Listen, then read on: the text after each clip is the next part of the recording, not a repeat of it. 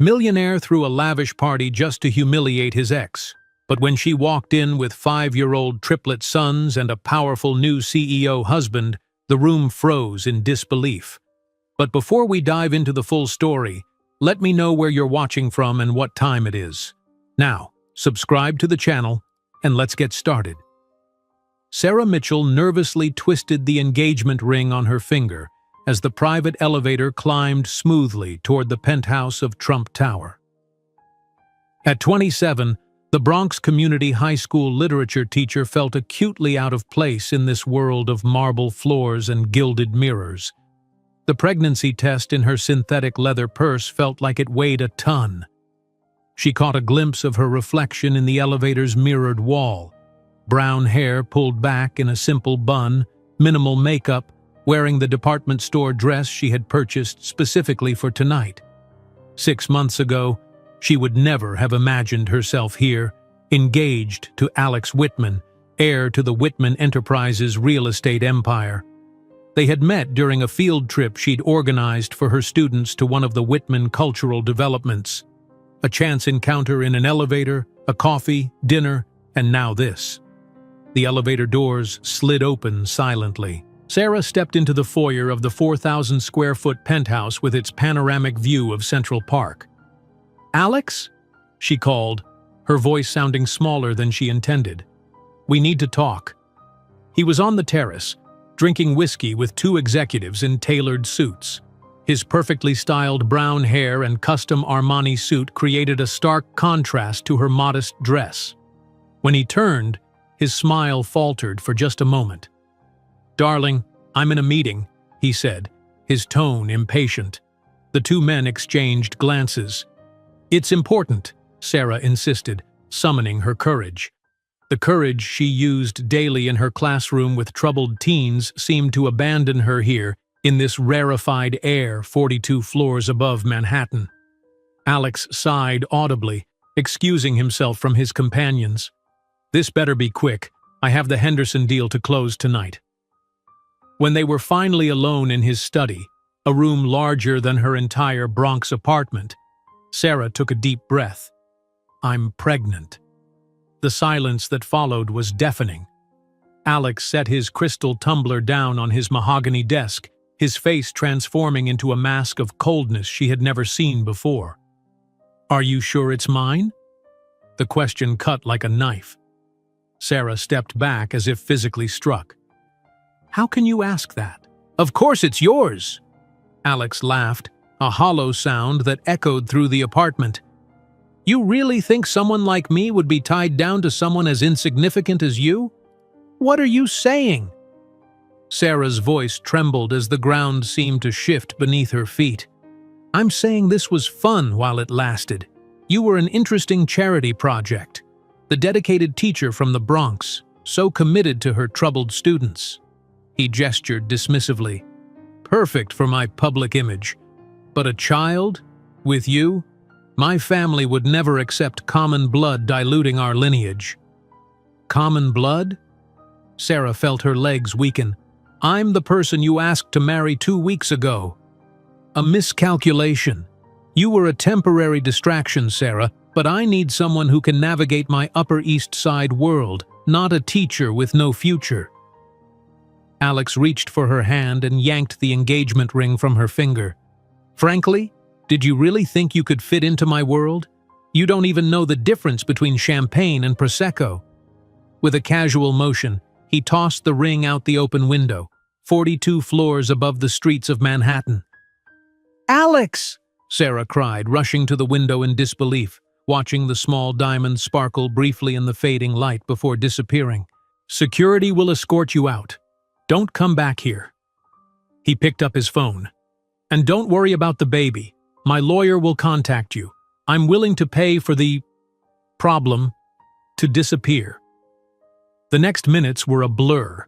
Sarah found herself escorted by 2 stone-faced security guards through the lobby, tears streaming freely down her face as New York drowned in a merciless downpour.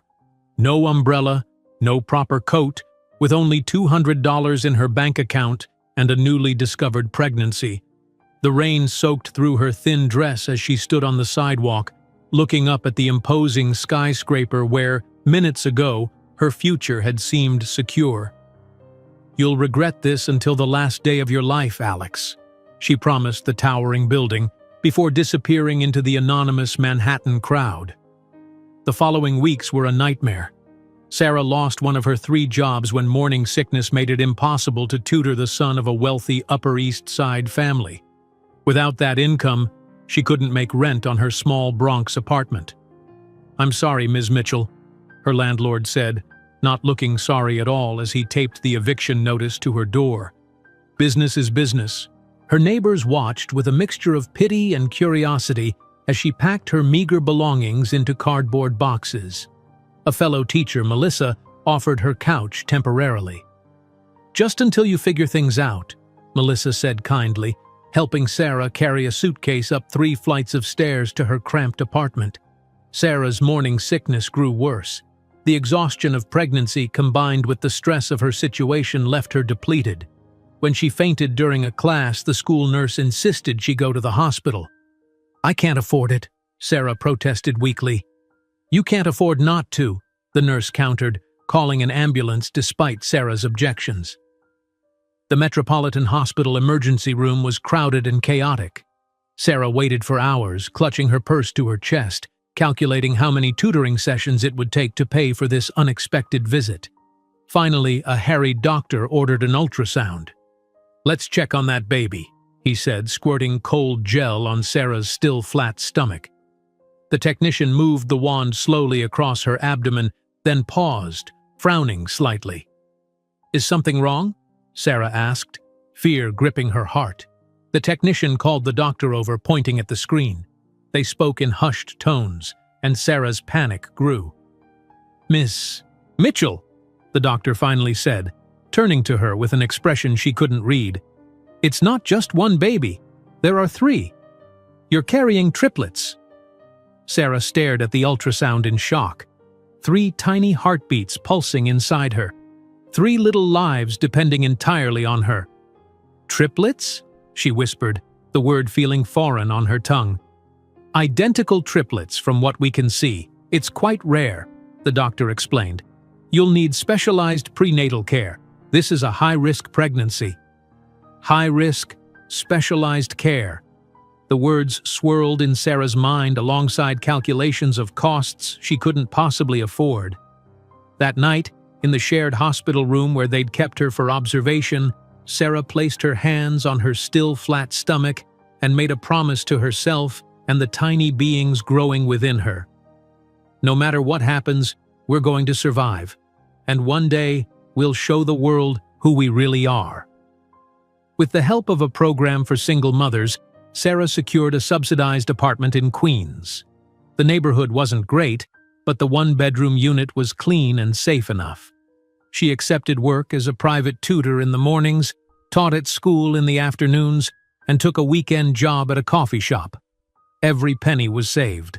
Every free minute was spent studying business and educational technology, a passion she'd always had but never explored.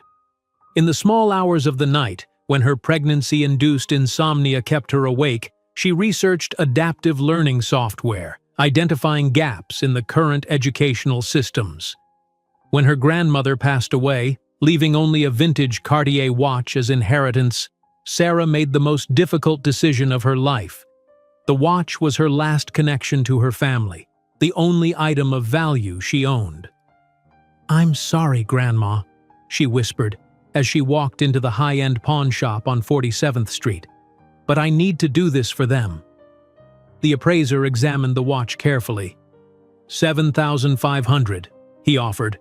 "It's a genuine 1940s tank model." Sarah nodded, fighting back tears. It was enough to register a small educational software company and buy a used computer.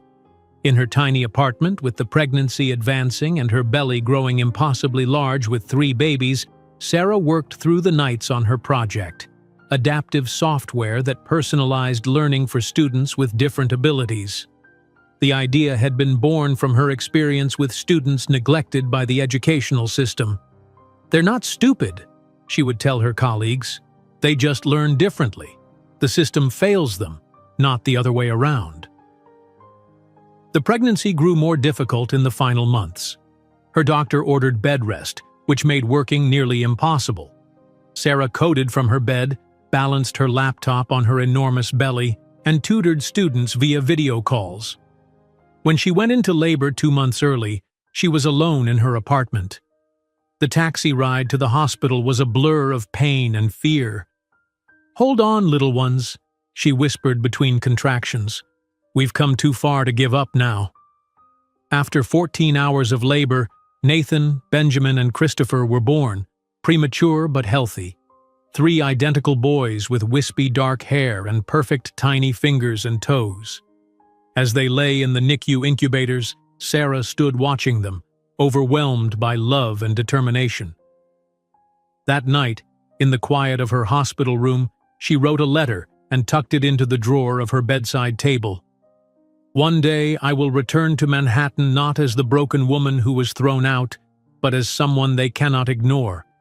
And you, my sons, will be living proof of the biggest mistake Alex Whitman ever made."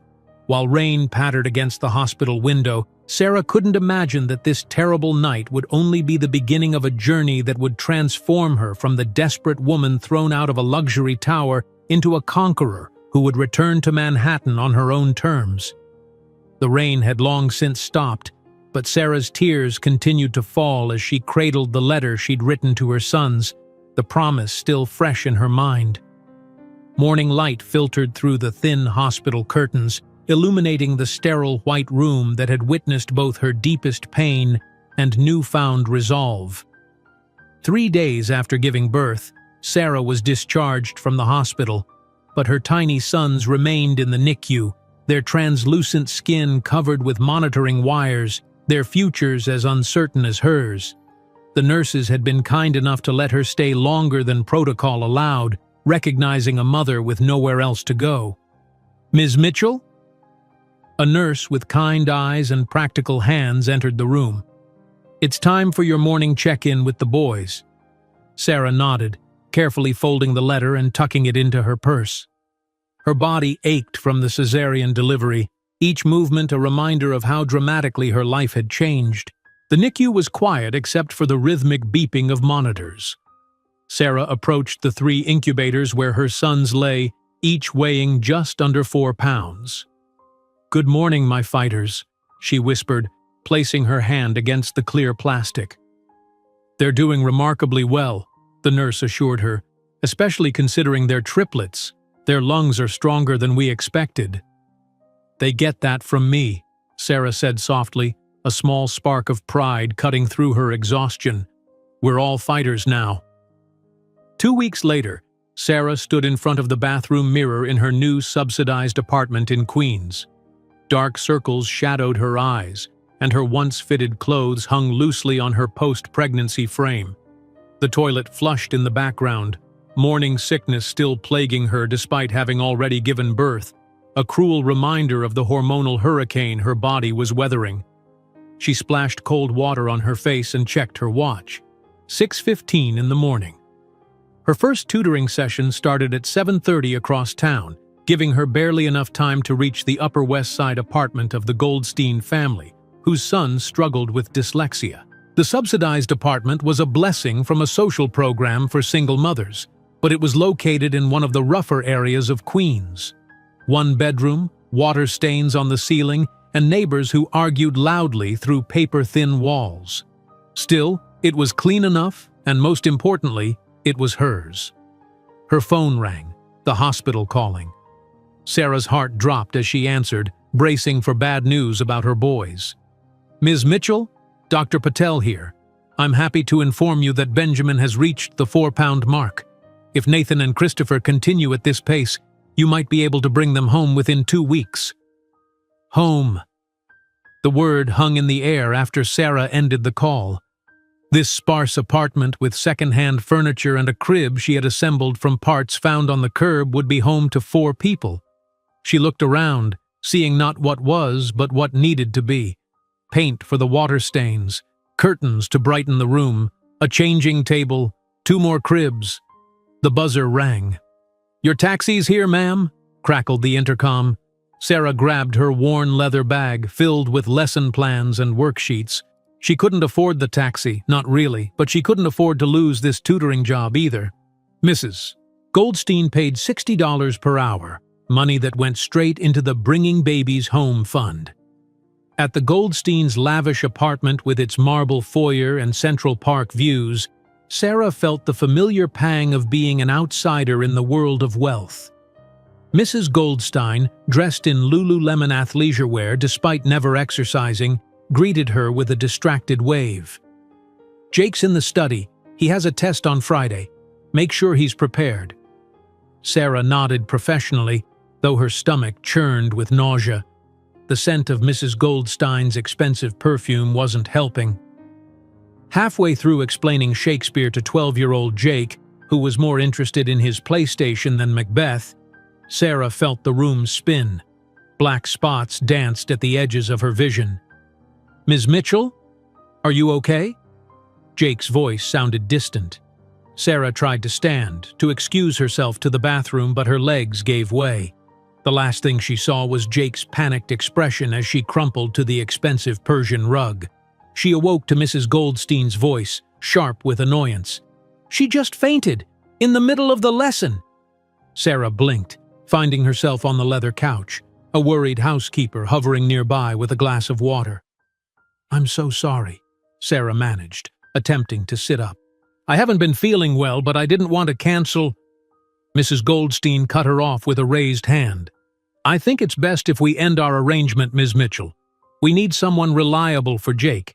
I'll pay you for today, of course." The dismissal was swift and final. No inquiries about her health, no concern for her well-being, just another inconvenience in Mrs. Goldstein's curated life. Back in her apartment, Sarah counted the money in her wallet. $60 from today's cut-short session, $240 in her checking account. The rent was due in a week, $800, subsidized from the original $1,200. Then there were the hospital bills arriving daily, each one more terrifying than the last. She placed a hand on her still swollen abdomen, the cesarean scar a raised line beneath her shirt. "We'll figure this out," she promised the empty room, as if her sons could hear her from their hospital incubators. 3 days later, Sarah stood in front of her building, staring at the eviction notice taped to her door. The landlord had found a reason: late payment from the previous month when she had been in the hospital giving birth. "But I paid it," she argued, showing him the receipt on her phone. "You paid 3 days late," he said, not meeting her eyes. "The lease is clear about timeliness." "I was in the hospital having triplets." Sarah's voice rose with desperation. "Surely there's some compassion." "Business is business, Ms. Mitchell. You have 2 weeks to vacate."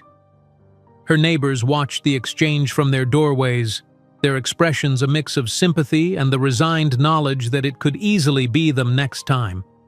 Melissa, a fellow English teacher from Sarah's school, offered her couch after hearing about the eviction during lunch break. "It's not ideal," Melissa admitted, showing Sarah the convertible sofa in her living room. "But it's yours until you figure something out. My husband and kids will try to be quiet in the mornings." Sarah swallowed her pride and accepted. She had nowhere else to go, and the babies would be coming home soon. Somehow, she would need to find a new apartment, one that would accept 4 residents on her single income. The days blurred together. Teaching during the day, grading papers on Melissa's couch at night, visiting the NICU during any free moment. Sleep became a luxury she couldn't afford. When Sarah fainted during third-period English while discussing The Great Gatsby, her students' alarmed cries brought the school nurse running. "Your blood pressure is dangerously low," the nurse said after helping Sarah to the clinic cot. "When was the last time you ate a proper meal?"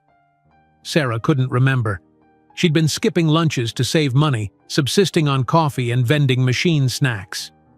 "I'm calling an ambulance," the nurse declared, reaching for the phone. "No, I can't afford another hospital bill," Sarah protested. But the nurse was adamant. "This isn't optional, Sarah. You're no good to those babies if you collapse." The Metropolitan Hospital Emergency Department was overcrowded and understaffed, as always. Sarah waited for hours on an uncomfortable gurney in the hallway, watching doctors rush past to more urgent cases. When a resident finally examined her, his diagnosis was straightforward: exhaustion, malnutrition, and anemia. Your body is trying to recover from a triplet pregnancy while you're running yourself into the ground. Sarah closed her eyes, fighting tears. I don't have a choice. My sons need me to be strong. They need you alive, he countered. You're being admitted overnight for fluids and observation. That night, alone in a shared hospital room with only a thin curtain separating her from a woman moaning in pain, Sarah faced the brutal reality of her situation. No home, barely any money, 3 premature babies dependent on her, and a body that was failing under the stress. The next morning, a hospital social worker sat at the edge of Sarah's bed, reviewing her case. Ms. Mitchell, I don't know how you've been managing on your own, she said, flipping through the file. Triplets, recent eviction, 3 jobs. You qualify for several assistance programs.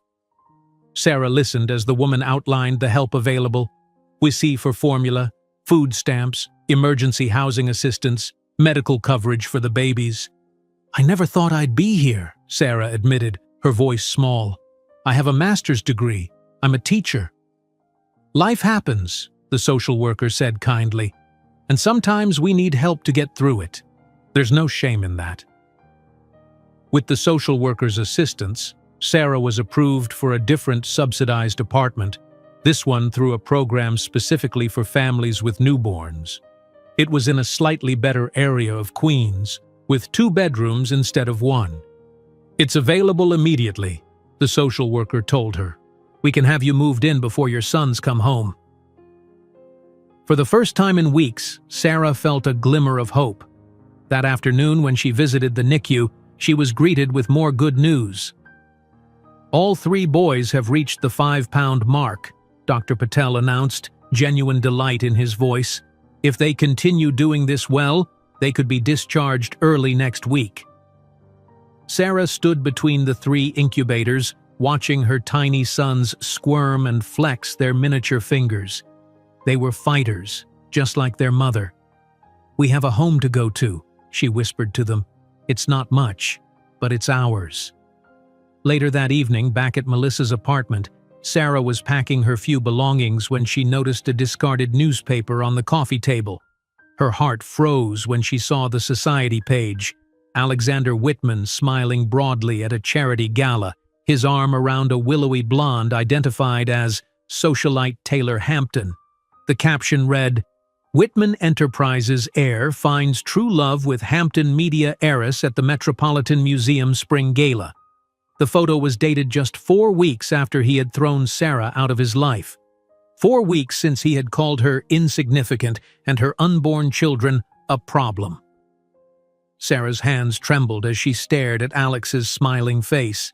He looked happy, carefree, as if the destruction he had left in his wake meant nothing. That night, in the quiet darkness of Melissa's living room, Sarah made another promise to herself and her sons. She would not merely survive this. She would rise from it stronger than before. She would build something meaningful, something that would secure her children's future and perhaps, someday, show Alexander Whitman exactly what he had thrown away. While arranging her cleaning uniform for the night shift, Sarah couldn't imagine that in 15 years, she would be standing on a stage receiving the Innovator of the Year award in educational technology, worth more than the entire Whitman empire. Sarah carefully folded her cleaning uniform and placed it beside the new second-hand laptop on her small kitchen table. After 2 weeks in the Queen's apartment, she had managed to create a semblance of home. The walls, once dingy and gray, now glowed with cheerful yellow paint, the cheapest she could find at the hardware store clearance section. The nursery, really just a corner of her bedroom, featured 3 cribs acquired through a church donation program. She had painted them white and added colorful mobiles crafted from paper and string. It wasn't the nursery she had once dreamed of when wearing Alex's engagement ring, but it was made with infinitely more love. Almost ready for you, she whispered, running her hand along the edge of the nearest crib. According to the doctors, the triplets would be discharged in 3 days if they continued gaining weight at their current pace. Sarah moved to the window, gazing out at the brick wall of the adjacent building. The view was a far cry from Alex's Central Park panorama, but at least it was stable. The social worker had assured her that as long as she complied with the program requirements, she could stay for up to 2 years. Precious time to get on her feet. Her new routine was grueling. She woke at 4:30 each morning to prepare lesson plans, taught at Bronx Community High School from 8 to 3, then tutored struggling students until 5. On weekends, she cleaned office buildings in Midtown, moving invisibly through the spaces of the wealthy and powerful, emptying their trash and wiping their fingerprints from glass surfaces. Each day, she visited her sons in the hospital, marveling at their progress. Nathan, the smallest at birth, had become the most vocal. Benjamin, born second, watched everything with alert, thoughtful eyes. Christopher, the largest, already showed signs of the strong personality he would develop. Tonight, after placing her uniform by the door, Sarah opened her laptop, a refurbished model with a cracked corner but adequate processing power. While researching educational software for her students, she had identified a significant gap in the market. Existing programs treated all students the same, advancing them at identical paces regardless of their individual strengths and weaknesses. "That's not how learning works," Sarah murmured, typing notes in a document she'd titled Adaptive Learning Project. Drawing from her classroom experience, she outlined a system that would adjust in real time to student responses, providing more challenging material in areas of strength and additional support in areas of struggle. A knock at the door interrupted her work. Her elderly neighbor, Mrs. Gonzalez, stood in the hallway holding a covered dish. "I made too much arroz con pollo," she said, though they both knew it wasn't true. Mrs. Gonzalez, a widow who had raised 5 children in this same building, had taken Sarah under her wing. "You need to eat for those babies." "Thank you," Sarah said, accepting the warm dish with genuine gratitude. The kindness of strangers had become her unexpected support system, Mrs. Gonzalez with her food, the church ladies with baby clothes, fellow teachers with hand-me-down furniture. After dinner, Sarah returned to her laptop, working until her eyes burned. Her teaching experience had shown her that every child could learn if given the right tools. Her software would adapt not just to ability levels but to learning styles: visual, auditory, kinesthetic. It would transform education for students like hers, those who fell through the cracks of standardized approaches. The following week, Sarah brought her sons home. The tiny apartment immediately felt transformed by their presence.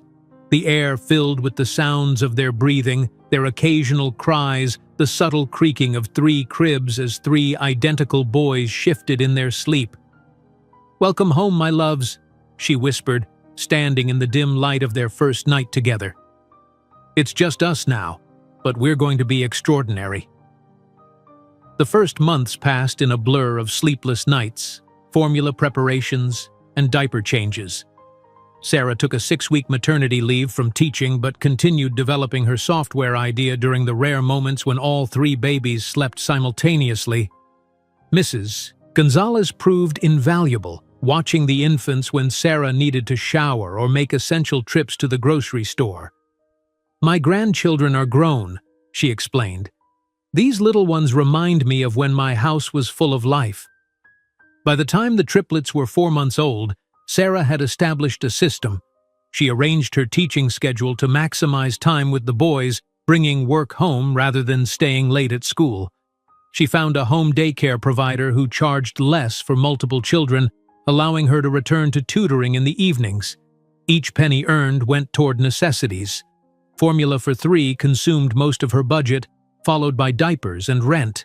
Sarah cut her own hair, shopped exclusively at thrift stores, and learned to repair rather than replace.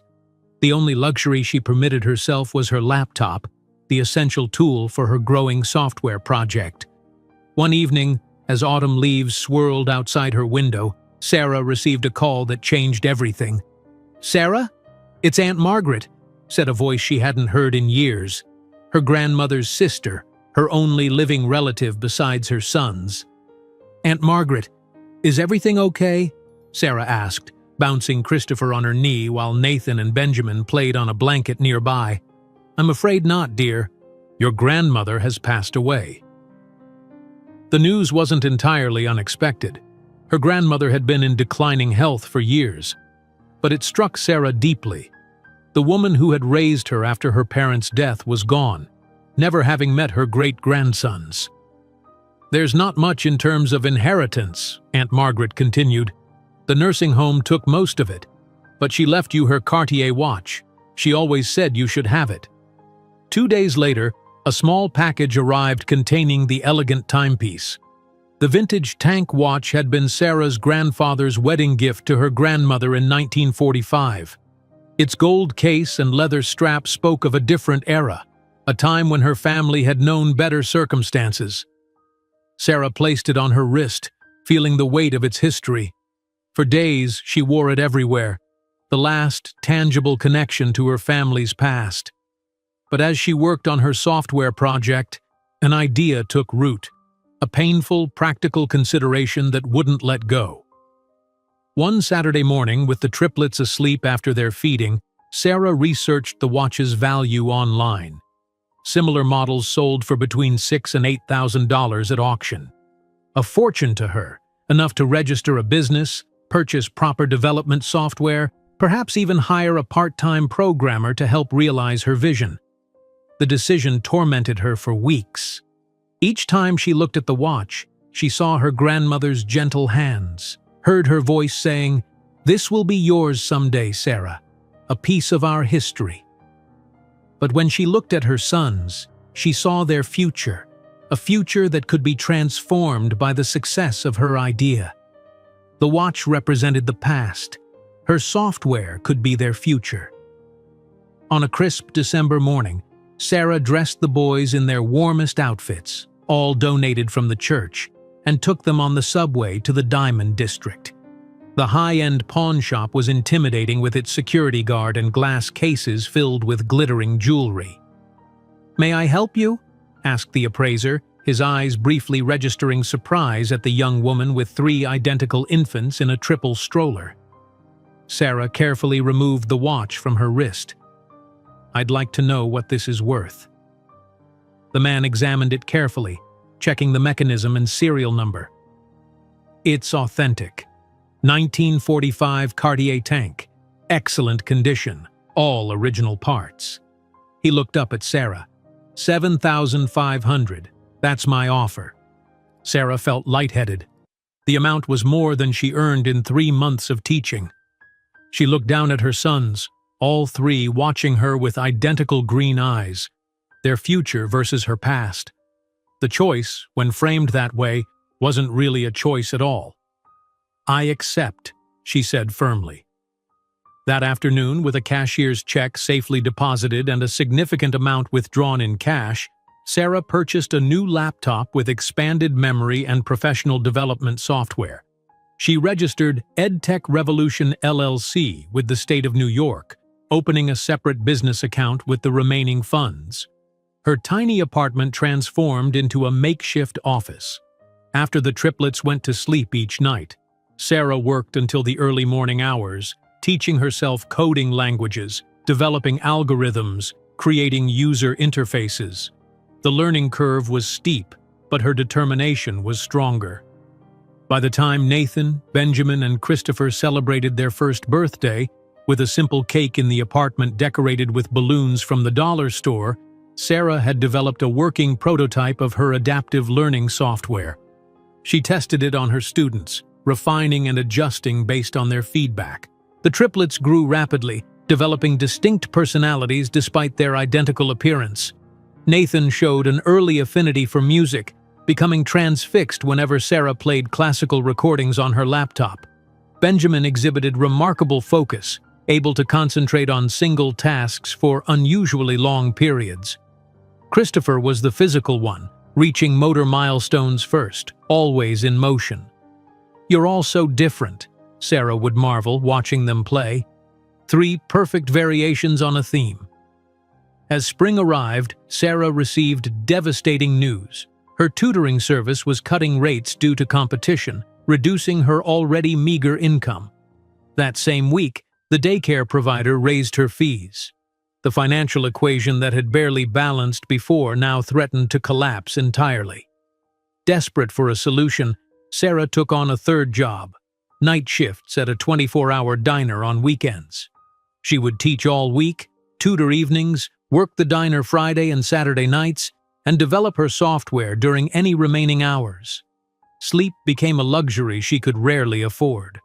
One morning, after a particularly grueling weekend shift, Sarah nearly collapsed while feeding the boys their breakfast.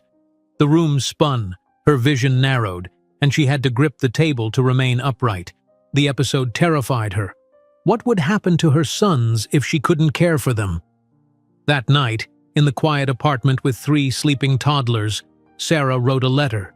If her software succeeded, it would be a testament to her journey. If it failed, it would at least be an explanation for her sons of why their mother had tried so desperately to build something from nothing. "My dearest Nathan, Benjamin, and Christopher," she wrote, her handwriting unsteady from exhaustion. "One day, I will return to Manhattan not as the broken woman who was thrown out, but as someone they cannot ignore. And you, my sons, will be living proof of the biggest mistake Alex Whitman ever made." She sealed the letter in an envelope and placed it in the small fireproof box where she kept their birth certificates and her business registration. Someday, when they were old enough to understand, she would share it with them. The promise that had driven her through these impossible years. With 3 one-year-olds sleeping in their cribs and a digital dream taking shape on her computer screen, Sarah couldn't imagine that her promise would be fulfilled in a manner more extraordinary than she had ever dared to dream. Sarah's letter remained in the fireproof box, but its promise echoed in her mind every morning as she rose before dawn to prepare for another day of balancing motherhood, teaching, and her fledgling business dream. 5 years had passed since that desperate night in the hospital when 3 tiny lives had entered the world, changing everything. The small Queen's apartment now bore the cheerful chaos of childhood. Educational posters covered walls once marred by water stains. 3 small beds had replaced the donated cribs, each with different colored sheets, blue for Nathan, green for Benjamin, yellow for Christopher, the only way visitors could tell the identical boys apart. "Mommy, look!" Christopher called from the living room floor where he was constructing an intricate tower from wooden blocks. At 5, his motor skills were remarkably advanced, his small hands confidently stacking pieces higher than seemed possible. "That's wonderful, sweetie," Sarah replied, simultaneously preparing lunchboxes with sandwiches cut into dinosaur shapes using a cookie cutter she'd found at a garage sale. "Nathan, please finish your breakfast. Benjamin, your book needs to go in your backpack."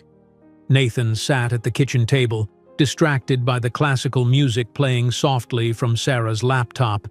His eyes closed briefly, small fingers tapping in perfect rhythm to Bach's Brandenburg Concerto. Benjamin, meanwhile, had already dressed himself and was absorbed in a book about planets, one written for 3rd graders despite him only being in kindergarten. Sarah observed her sons with a mixture of pride and amazement. Their intelligence had become impossible to ignore, each boy displaying gifts that both delighted and sometimes concerned her. Their kindergarten teacher had already suggested testing for advanced placement. 5 more minutes, then we need to leave for school," Sarah announced, quickly checking her email before shutting down her laptop.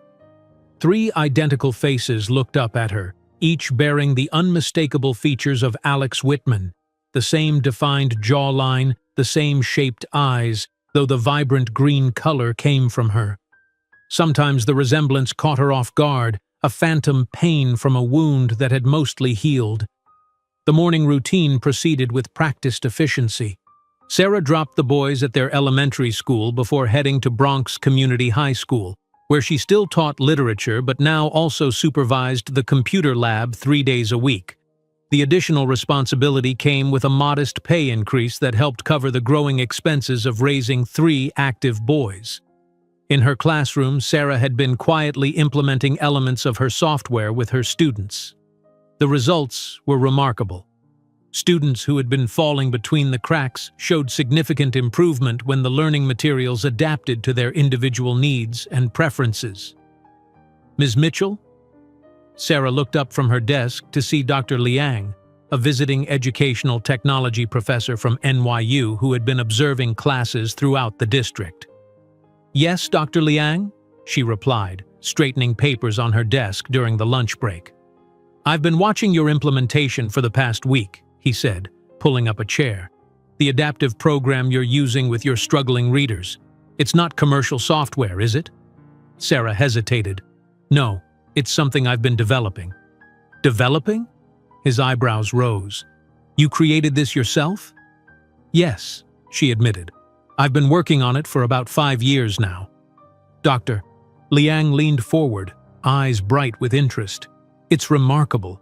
The way it adapts not just to proficiency levels but to learning styles, visual, auditory, kinesthetic. I haven't seen anything this sophisticated on the market." Sarah felt a flush of pride. "It's still in development. I test new features with my students, refine based on their responses. This could revolutionize individualized education," Dr. Liang said. "Have you presented it anywhere? Published your methodology?"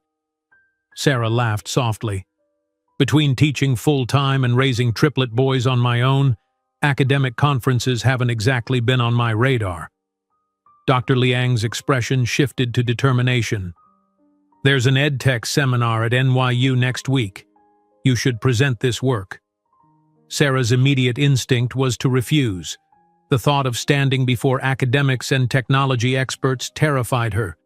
What if they dismissed her work?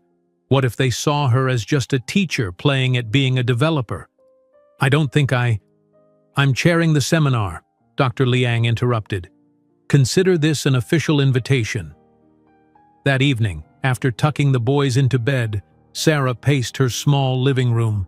The invitation represented an opportunity she had never expected, professional validation of her work, but the risks felt enormous. She had built EdTech Revolution from nothing, pouring every spare moment and dollar into its development. Exposing it to scrutiny could either launch it forward or crush it entirely. Sarah practiced her presentation in front of the bathroom mirror, then for the triplets, who applauded enthusiastically despite understanding little of what she explained. "Your algorithm sounds amazing, Mommy," Benjamin said seriously, adjusting his glasses, the only physical feature distinguishing him from his brothers. At 5, he already used words that astonished his teachers. The night before the seminar, Sarah's elderly neighbor Mrs. Gonzalez arrived to babysit. The boys adored her, especially the homemade cookies she always brought. Still, Sarah hesitated at the door, looking back at her sons. "They'll be fine," Mrs. Gonzalez assured her. "Go show those university people what a real educator can do." The NYU auditorium was intimidating, filled with academics in expensive clothing and technology entrepreneurs with cutting-edge devices. Sarah felt painfully out of place in her best teaching outfit, a modest navy suit purchased 3 years ago from a discount retailer now slightly worn at the cuffs. As she set up her presentation, Sarah noticed her hands trembling. The laptop she'd connect to the projector was new, her first major purchase after a small tax refund, but still budget compared to the sleek devices others carried. What was she doing here, among these people with their credentials and resources? Dr. Liang appeared beside her. "Nervous. Terrified," Sarah admitted. "Don't be. What you've created in your spare time outshines what entire development teams have produced with millions in funding." When Sarah took the stage, she initially spoke too quickly, her voice barely audible. But as she began demonstrating the software, showing how it adapted in real time to different learning patterns, her confidence grew. This was her world: education, learning, the delicate art of helping minds unfold. The key innovation isn't just adapting to whether a student is struggling, she explained more assuredly now. It's identifying how they learn best and adjusting presentation accordingly. A visual learner receives more graphics and diagrams. An auditory learner gets verbal explanations. A kinesthetic learner encounters interactive elements. The audience leaned forward, genuinely engaged. When she finished, the questions came rapidly. Technical inquiries about her algorithms, pedagogical discussions about her methodology, practical questions about implementation costs. Sarah answered each one knowledgeably, her years in the classroom providing insights that purely technical developers lacked. The theoretical foundation from her master's degree in education, combined with her self-taught programming skills, created a perspective uniquely her own. As people filed out after the session, a distinguished man in an impeccable suit approached. "Ms. Mitchell, Richard Harmon. I'm an angel investor focused on educational technology." Sarah shook his hand, trying to hide her surprise. "Nice to meet you. Your presentation was extraordinary. You've solved problems that major companies have been wrestling with for years." He handed her a business card. "I'd like to discuss investment opportunities, if you're interested." That night, Sarah could barely sleep. Richard Harmon wasn't just any investor. A quick internet search revealed he had funded several successful educational startups. His interest represented validation on a level she had never expected. Their meeting 3 days later at a midtown coffee shop was surreal. Sarah arrived directly from school, her teacher's tote bag stuffed with graded papers alongside her business proposal. "I've reviewed your materials," Richard said after preliminary pleasantries. "Your prototype is impressive, especially considering you developed it alone while teaching full-time and raising 3 children." "Thank you," Sarah replied, still not entirely believing this conversation was happening. "I'd like to offer you $50,000 for 15% equity in EdTech Revolution." Sarah nearly spilled her coffee. The amount was more money than she'd ever seen at once, more than her annual teaching salary. "That's substantial," she managed to say, professional mask firmly in place despite her internal shock. "It's actually conservative given your potential," Richard replied, "but it's enough to hire a part-time developer to accelerate your progress, maybe secure proper office space." That evening, at her kitchen table with the triplets asleep in their room, Sarah spread out documents and calculations. $50,000 would transform EdTech Revolution from a sideline project into a real business. She could hire help, develop a more sophisticated version, perhaps even begin marketing to schools. As she considered the possibilities, her gaze fell on the latest issue of Forbes magazine, which she had picked up at the library, part of her ongoing education in business. Alex Whitman's face stared back from the glossy cover, beside the headline, "Millionaire announces engagement to media heiress Taylor Hampton." Sarah's hand trembled slightly as she turned the magazine face down. 5 years had passed, but seeing his face still evoked a complex mixture of emotions: pain, anger, determination. He was moving forward with his perfect society match, probably never giving a thought to the 3 remarkable boys asleep in the next room. With renewed resolve, Sarah returned to the investment documents. This was her chance to build something meaningful, not just for herself, but for her sons. The validation from Richard Harmon confirmed what she had dared to hope. Her idea had real value. The next morning, Sarah signed the investment agreement, her signature transforming EdTech Revolution from a dream into a business with actual capital. As she handed the document to Richard, she felt a threshold being crossed, from struggling single mother to entrepreneur. While signing the document that would change her life, Sarah didn't know that in just 7 years her own photo would be on the cover of that same magazine, in an article titled "The Education Revolutionary: How a Single Mother Transformed Learning Technology." The signed investment agreement sat on Sarah's kitchen table like a talisman, promising possibilities she'd barely allowed herself to imagine. 3 years had transformed $50,000 into a fledgling company with 6 employees working from a modest office in Brooklyn's Dumbo district. The industrial space with exposed brick walls and large windows had been a calculated risk, more expensive than alternatives in less trendy neighborhoods. But its proximity to the Brooklyn tech corridor gave EdTech revolution legitimacy it needed when pitching to schools and investors. Sarah stood in the center of the open office, watching her small team work. 2 developers huddled over code. A UX designer sketched wireframes on a tablet. A former teacher handled educational content, while a recent business school graduate managed operations. Once a week, a part-time accountant came to keep their finances in order. It was small but efficient, every person essential, every dollar stretched.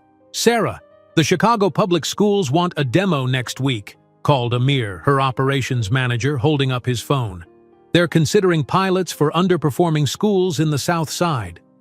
Sarah nodded, making a mental note to prepare. Chicago would be their largest potential client yet, a validation of the years spent refining their adaptive learning platform. The software now did more than simply adjust to learning styles. It created personalized educational pathways based on continuous assessment, helping students who might otherwise fall through the cracks. The office door burst open as 3 8-year-old boys tumbled in, identical in appearance but distinct in energy. School had finished early for teacher development, and Mrs. Gonzalez had brought them straight to the office as arranged. "Mom, I got an A+ on my science project," Benjamin announced, waving a paper with a solar system diagram that far exceeded third-grade expectations. "That's wonderful, Ben," Sarah smiled, accepting his enthusiastic hug before turning to his brothers. "How was your day, guys?" Nathan settled quietly at the small keyboard they kept in the corner, fingers immediately finding a melody he'd been working on. At 8, he already showed remarkable musical aptitude, capable of reproducing songs after hearing them just once. Christopher headed straight for the 3D printer the developers used for prototypes, examining its mechanics with innate understanding. Sarah watched her sons with a mixture of pride and amazement. Their intelligence had become impossible to ignore, each displaying gifts that both delighted and sometimes concerned her. Their public school had already suggested specialized programs, but the associated costs remained prohibitive, even with her company's improving finances. "Sarah, you should see this," called Ravi, her lead developer. "Christopher just spotted a bug in the geometry module that we've been trying to track down for days." Sarah moved to the computer where her son was pointing at lines of code with confident certainty. "The variable needs to reset here," Christopher explained, pointing at the screen. "Otherwise, it carries the previous value into the next problem." The developers exchanged impressed glances. An 8-year-old spotting a coding error that had eluded professionals wasn't normal. None of this was normal. The triplets had been reading since age 3, solving complex puzzles at 4, and now demonstrated abilities that increasingly challenged even advanced educational materials. Later that evening, after the office closed, Sarah sat with her team discussing their upcoming presentation for an educational technology conference in San Francisco, their first national showcase opportunity. "The plane tickets alone will be $5,000, Amir pointed out, reviewing their tight budget. "Plus hotel, booth costs?" "We need to be there," Sarah insisted. "If Chicago goes well, we'll have the case study we need to attract more school districts. This conference is where decision-makers gather." The team nodded in agreement, though concern about expenses remained visible on their faces. EdTech revolution operated on margins thin as paper. Each investment decision weighed against immediate necessities. After the meeting, Sarah returned to their apartment, larger than the Queen's unit they'd left behind, but still modest for a family of 4.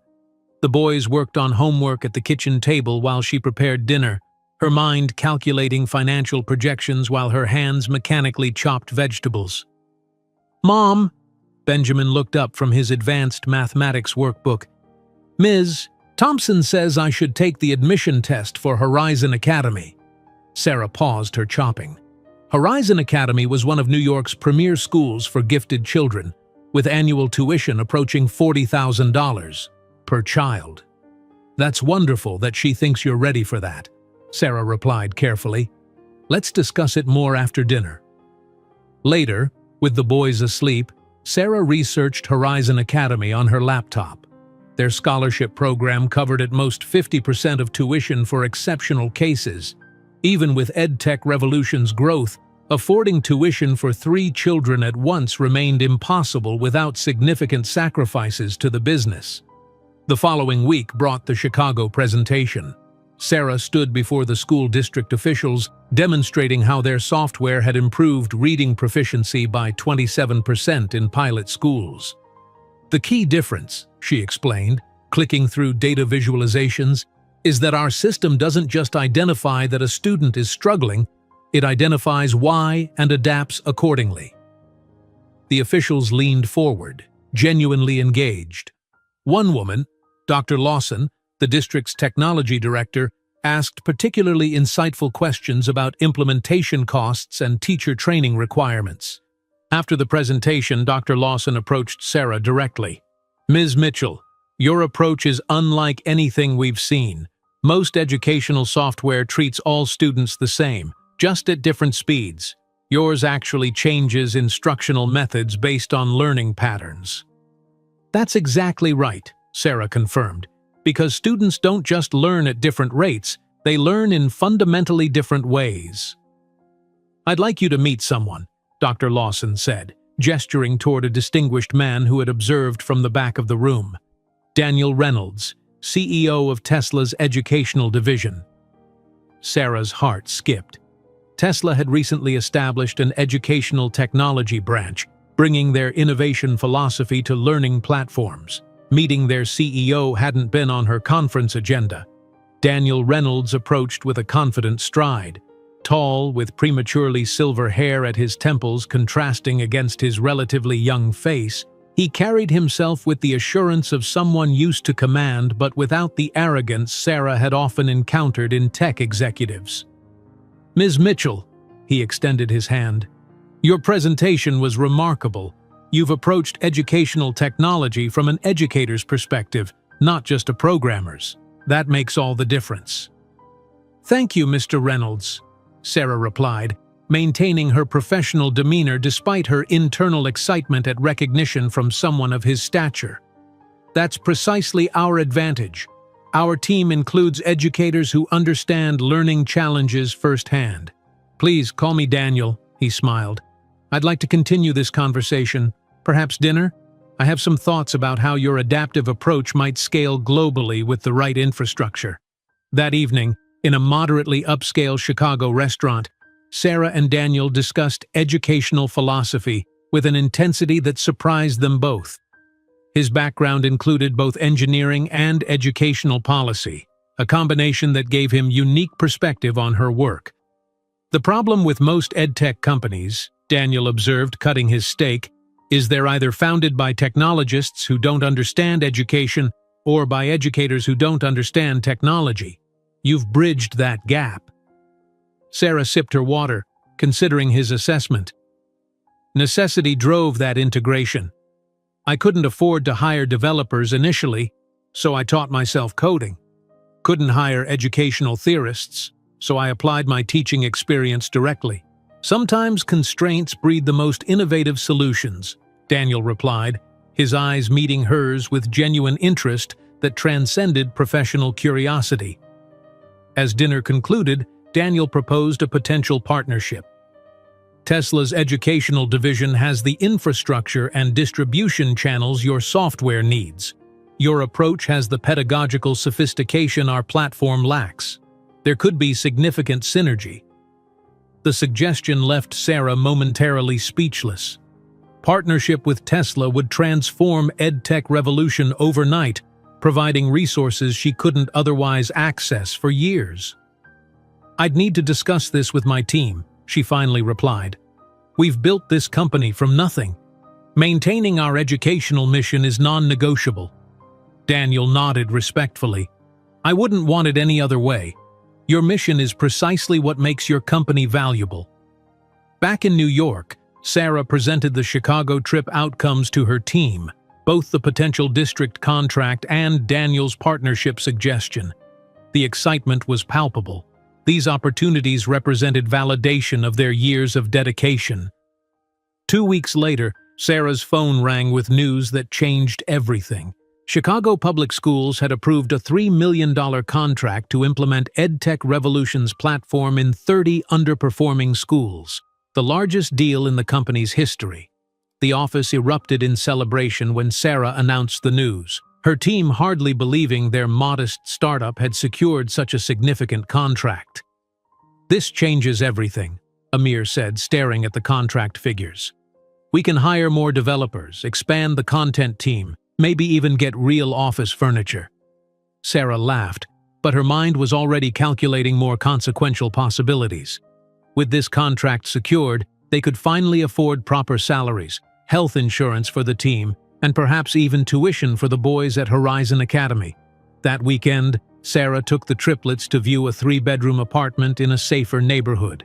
The building had doormen, elevators that worked consistently, and, most importantly to the boys, reliable high-speed internet. "Is this going to be our new home?" Nathan asked, peering out windows that offered views of the East River rather than brick walls. "I think it might be," Sarah replied, watching her sons explore the space with excited energy. After years of sacrifice, she could finally provide them with stability, safety, and room to grow. The following month brought whirlwind changes. EdTech Revolution moved to larger offices, doubled its development team, and hired education specialists to expand their curriculum offerings. Sarah brought on her first executive team members, a chief technology officer with public education experience, and a chief operating officer who had scaled other startups. On the day they moved into the new apartment, Sarah hung a single-framed document on her bedroom wall, the letter she had written to her sons in those desperate early days, promising to return to Manhattan triumphant. "What's that, Mom?" Benjamin asked, noticing it as he carried books to his new room. "Just a promise I made a long time ago," Sarah replied, "a reminder of how far we've come." That night, with the boys asleep in their own rooms for the first time, no more shared spaces necessary, Sarah stood on their small balcony looking toward Manhattan's glittering skyline. Somewhere in those twinkling lights was the penthouse where Alex had once tossed away her future like trash. She wondered if he ever thought about what he'd discarded so carelessly. Not just her, but the 3 remarkable children now thriving despite his rejection. While showing the boys their new and spacious apartment, Sarah didn't know that in less than 5 years she would be buying a duplex in the Upper West Side, just blocks away from the skyscraper where Alex had humiliated her. Sarah stood at the window of her Upper West Side apartment, the lights of Manhattan creating a glittering tapestry before her. 2 years had transformed EdTech Revolution from a promising startup into an educational technology powerhouse, with implementation in schools across 27 states and expansion into international markets. The software that had begun on a second-hand laptop in a Queens apartment was now revolutionizing education for millions of students. The morning sunlight streamed through floor-to-ceiling windows, illuminating a space that reflected both success and thoughtful restraint. Sarah had chosen this apartment for its location and practicality rather than ostentation. 3 bedrooms, an open living area, and most importantly, proximity to the specialized school the triplets now attended. "Mom, Nathan's hogging the bathroom again!" Christopher's voice echoed from the hallway, followed by the sound of rapid footsteps and a door slamming. Sarah smiled, glancing at her watch. At 10, the boys retained their identical appearance but had blossomed into individuals with distinct personalities and remarkable talents. Their acceptance into Horizon Academy for gifted children had been both a triumph and a financial stretch, even with partial scholarships and EdTech Revolution's growing success. "5 minutes, boys. The car will be here soon," she called, gathering papers for her morning video conference with international educators. Benjamin appeared first, meticulously dressed in his school uniform, glasses perched on his nose. At 10, He already carried himself with the serious demeanor of a scientist 3 times his age. "I finished my research project on sustainable energy," he announced, holding up a tablet displaying complex diagrams that would challenge many college students. "Ms. Peterson says I might qualify for the National Science Symposium." "That's wonderful, Ben," Sarah replied, straightening his tie. "Let me know when presentations are scheduled." Nathan emerged next, violin case in hand along with his backpack. His musical talent had flourished under proper tuition, his playing now drawing attention from youth orchestra directors across the city. Christopher followed, his athletic build already evident as he swung his backpack with casual confidence. His recent state chess championship trophy still held pride of place on the living room shelf. The morning routine unfolded with practiced efficiency. Breakfast, backpacks checked, lunches packed. As the boys headed to the elevator, Sarah paused at her desk to glance at her calendar. The international video conference would be followed by meetings with potential investors, curriculum development sessions, and finally, dinner with Daniel Reynolds. Daniel. The thought brought a small smile to her lips. What had begun as a professional connection had evolved into something more complex over the past 18 months. Their partnership had accelerated EdTech Revolution's growth dramatically, with Tesla's educational infrastructure providing global reach that would have taken years to develop independently. But their personal relationship had developed more cautiously. After her experience with Alex, Sarah had built emotional walls that proved difficult to dismantle. Daniel had been patient, understanding her hesitation, never pushing beyond her comfort. At the office, now occupying an entire floor in a commercial building in Manhattan's Silicon Alley, Sarah moved through her day with focused energy. 50 employees now filled the space that had once seemed cavernous for 6. Developers occupied one section, content creators another, with marketing, sales, and administration completing the ecosystem that powered their expanding reach. "The Tokyo implementation is exceeding expectations," reported Amir, now Chief Operating Officer, during their afternoon meeting. "Schools are reporting 23% improvement in English language acquisition using our adaptive methodology." Sarah nodded, pride warming her chest. "And Berlin?"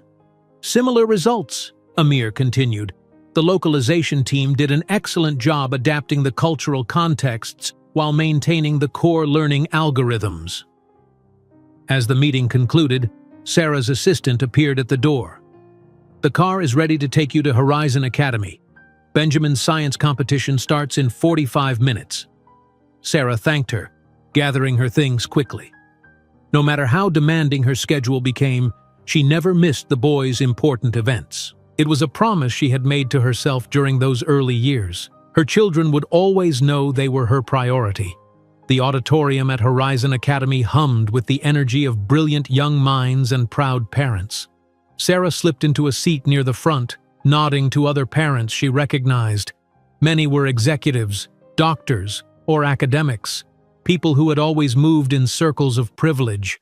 Few knew her background, the struggle that had preceded her current success. Benjamin stood confidently at his presentation station, explaining his research on micro-wind turbines that could be installed on urban buildings to generate sustainable energy. His articulation and understanding of complex principles drew impressed murmurs from the judges circling the room. "He's remarkable," came a familiar voice as Daniel slid into the seat beside her. "All 3 of them are." Sarah turned, surprised. "I thought you were in meetings all afternoon." "Rescheduled," Daniel replied simply. This seemed more important. The gesture touched her deeply. Daniel had never tried to replace the father figure absent in her sons' lives, but he had become a consistent, supportive presence. He attended their performances and competitions whenever possible, showed genuine interest in their developments, and treated each boy as an individual rather than part of a matched set. After the competition, where Benjamin received top honors, they celebrated with dinner at the boys' favorite restaurant. Sarah watched as Daniel engaged each of her sons in conversation about their interests, discussing box compositions with Nathan, debating chess strategies with Christopher, asking thoughtful questions about Benjamin's research. Later that evening, after the boys had gone to bed, Sarah and Daniel sat on her apartment terrace with glasses of wine, the city lights creating a private constellation around them.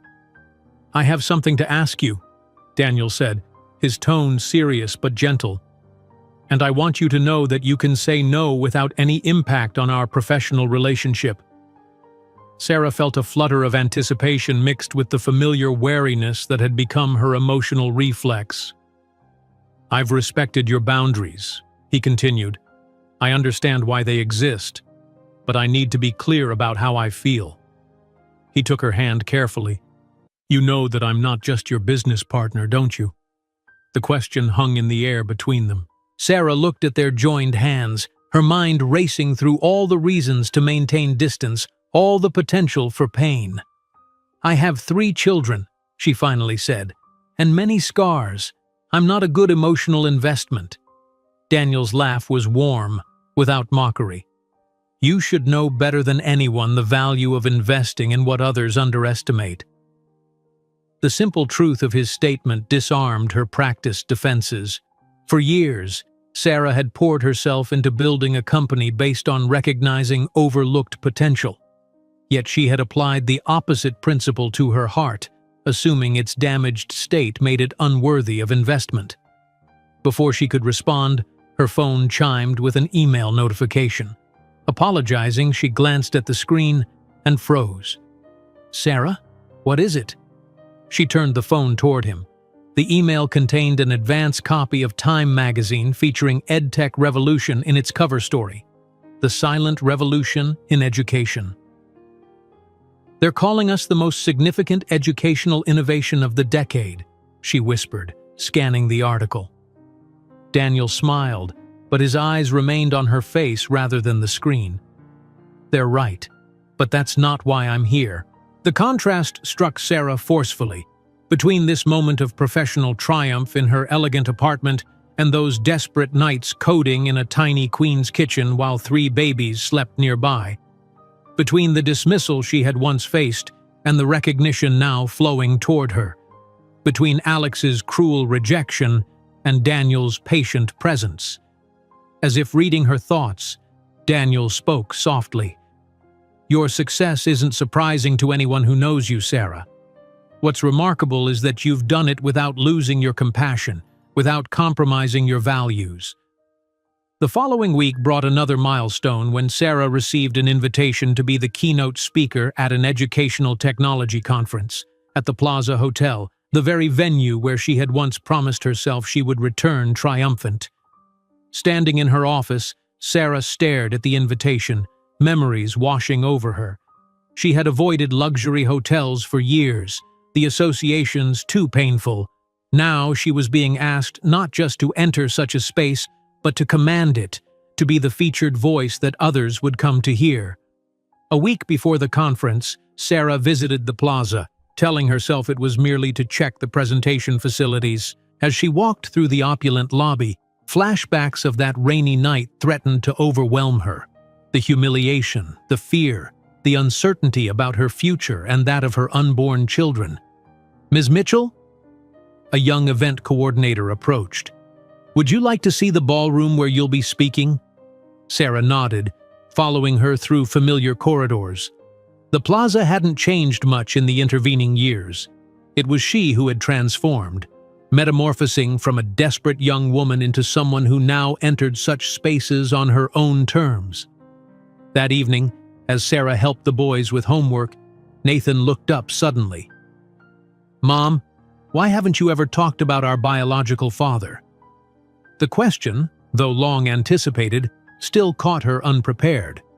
She had never lied to the boys about their parentage, but had answered their questions with age-appropriate information, never volunteering details about Alex's cruelty. "What made you think of that now?" she asked carefully. Nathan shrugged. "Joey at school was talking about his parents' divorce and how he sees his dad on weekends. It made me wonder why our dad never wanted to see us." Benjamin and Christopher stopped their activities, attention fully engaged. The 3 identical faces turned toward her, curiosity evident in their green eyes. Her eyes, in Alex's facial structure. Sarah took a deep breath. Your biological father made a choice when I told him I was pregnant. He chose not to be part of our lives. Because we weren't good enough? Benjamin asked, his directness characteristic. No, Sarah said firmly. His choice reflected his limitations, not yours. Never yours. Why hasn't he ever tried to meet us? Christopher wondered. Sarah considered her response carefully. I believe he continues to make choices based on what he thinks is valuable, and he's missed discovering 3 of the most valuable people I've ever known. That night, after the boys were asleep, Sarah found herself on her laptop, something she had resisted for years. She typed Alexander Whitman into the search engine. The results appeared instantly: business news, society pages, charity galas. A recent article announced Whitman Enterprises' expansion into Asian markets, featuring a photo of Alex looking older but still handsome in an expensively tailored suit. Another article mentioned his divorce from Taylor Hampton 2 years prior, followed by a new relationship with a European model. Sarah closed the laptop, a strange calm settling over her. The man who had once dominated her thoughts now seemed like a character from a book she'd read long ago. Recognizable, but no longer immediate, no longer powerful. The next morning, as she prepared for work, Sarah saw a notification on her phone. Whitman Enterprises faces 30% drop after failed investments. While preparing her presentation for the Plaza Hotel, Sarah didn't imagine that her triumphant return to Manhattan would be merely the prelude to an encounter that would forever change the dynamics between her and the man who had discarded her as insignificant. Sarah couldn't tear her eyes away from the notification on her phone. Whitman Enterprises faces 30% drop after failed investments. The headline shouldn't have mattered to her. Alex Whitman had been excised from her life 11 years ago, yet she found herself opening the article, scanning for details with unexpected interest. The business publication detailed a series of risky investments in European commercial properties that had backfired spectacularly, sending Whitman Enterprises' stock plummeting. A photo showed Alex leaving corporate headquarters, his expression tense, tie slightly askew, a far cry from the impeccably composed man who had once dismissed her so cruelly. "Mom, Benjamin broke the 3D printer again." Christopher's voice pulled Sarah from her thoughts. At 11 years old, the triplets' voices had deepened slightly, the first hint of the adolescence approaching on the horizon. Sarah closed the browser and set her phone aside. "I'm sure he was just experimenting," she called back, moving toward the boys' shared workspace in their Upper West Side apartment. Benjamin stood over the disassembled printer, his expression a mixture of curiosity and sheepishness. "I was trying to modify it to print with carbon fiber filament," he explained, already reassembling components with surprising dexterity. "That's the 3rd time this month," Sarah said, unable to muster genuine annoyance. Benjamin's technical curiosity had already led to 2 patent applications, remarkable achievements for someone not yet 12. 1 year later, the landscape of Sarah's life had transformed dramatically. EdTech Revolution's valuation had reached $2.1 billion after a successful Series C funding round. The company now occupied 3 floors in a gleaming office tower in Silicon Alley, with over 300 employees working to implement their adaptive learning platform in schools across 63 countries. In their spacious apartment, now adorned with art and comfortable furnishings that reflected success without ostentation, Sarah reviewed quarterly reports while the boys, now 12, worked on their individual projects. Nathan practiced a complex concerto, the notes from his violin floating through the apartment. Christopher analyzed chess strategies on his tablet, preparing for an international youth tournament. Benjamin sketched designs for an environmental monitoring device he hoped to prototype. "Mom?" Benjamin said suddenly, looking up from his work. "We want to ask you something." The seriousness in his tone caught Sarah's attention. She set aside her laptop. "What is it?" The 3 boys exchanged glances, that silent communication they'd shared since infancy, before Benjamin continued, clearly the designated spokesperson. "We've been researching Alex Whitman," he said directly. Sarah felt her chest tighten. Despite their occasional questions over the years, she had never shared the full story of Alex's rejection, wanting to protect them from feeling unwanted. "What have you found?" she asked carefully. "Everything," Nathan said quietly, setting down his violin. "News articles, social media posts, corporate records." "We know what he said to you," Christopher added, his expression unusually serious, "about us being common blood and a problem to be solved." Sarah's throat constricted. "How did you—" "We're good at research, Mom," Benjamin explained, "and we're old enough to know the truth." That evening, after the boys were asleep, Sarah sat on her balcony, a glass of wine untouched beside her. She had finally shared the complete story: Alex's cruel words, the ring thrown from the window, the security guards escorting her out in the rain. The boys had listened with expressions that shifted between shock, hurt, and finally, a quiet anger that troubled her. Her phone lit up with a text from Daniel. "Just checking in. How did it go with the boys?" Over the past year, their relationship had deepened into something Sarah had never expected to find again: trust, partnership, and eventually, love.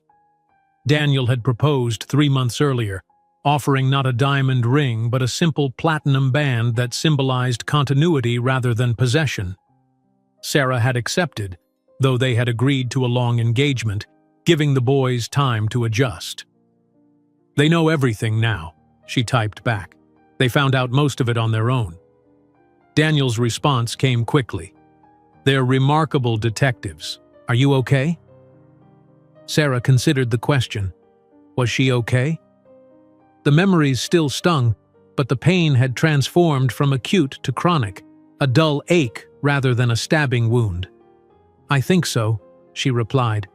"It feels like closing a chapter." The following week brought a development that Sarah could never have anticipated. During a regular check of her business email, she discovered a message from the organizers of the Fortune 500 recognition event, an annual gathering of America's corporate elite. "Ms. Mitchell," the email read, "we are pleased to invite you as an honored guest to this year's Fortune 500 recognition event at the Plaza Hotel next month. Your company's groundbreaking work in educational technology has caught the attention of our selection committee." Sarah stared at the invitation, an uncomfortable premonition settling in her stomach. The Plaza Hotel again. The venue seemed to represent pivotal moments in her journey. But something else nagged at her consciousness. "Emily," she called to her assistant, who appeared instantly at her office door. "Who's hosting the Fortune 500 event this year?" Emily checked her tablet. "Whitman Enterprises," she replied. "They're the primary sponsor." Sarah felt a chill run through her body. Alex would certainly be there, not just attending but hosting. After 12 years of carefully constructed separation, their paths would intersect again. "I'll decline," Sarah decided aloud. "I have dinner with Daniel that evening." "Actually," Emily hesitated, "Daniel called earlier. He thinks you should attend together." She handed Sarah a note. "He said the merger announcement is scheduled for the following morning, and it would be strategically advantageous to make an appearance together at this event." The merger. In recent months, negotiations had progressed rapidly for Tesla's educational division to merge with EdTech Revolution, creating an unprecedented $7.3 billion educational technology powerhouse. The announcement would transform Sarah from successful entrepreneur to one of the wealthiest women in the country overnight. "Did he mention who's hosting?" Sarah asked. "Yes," Emily nodded. "He specifically said that shouldn't be a factor in your decision." Sarah tapped her fingers on her desk, considering the implications. After years of avoiding any connection to her past, perhaps it was time to face it directly, not for revenge or confrontation, but for closure. To stand in the same room as Alex Whitman, not as the desperate, heartbroken woman he had discarded, but as a business leader whose success had surpassed his own. "Can the boys come?" she asked suddenly. Emily checked the invitation. "It doesn't specify, but it says, 'and guests.' I'm sure it would be fine." A subtle smile formed on Sarah's lips. Perhaps this was the universe offering an opportunity, not for vengeance but for resolution, for her sons to see that their worth had never been determined by their father's rejection. Then we'll attend, she decided. All of us. That evening, Sarah discussed the invitation with Daniel over dinner in his penthouse apartment, a space that once would have intimidated her but now felt simply like an extension of the man she had grown to love.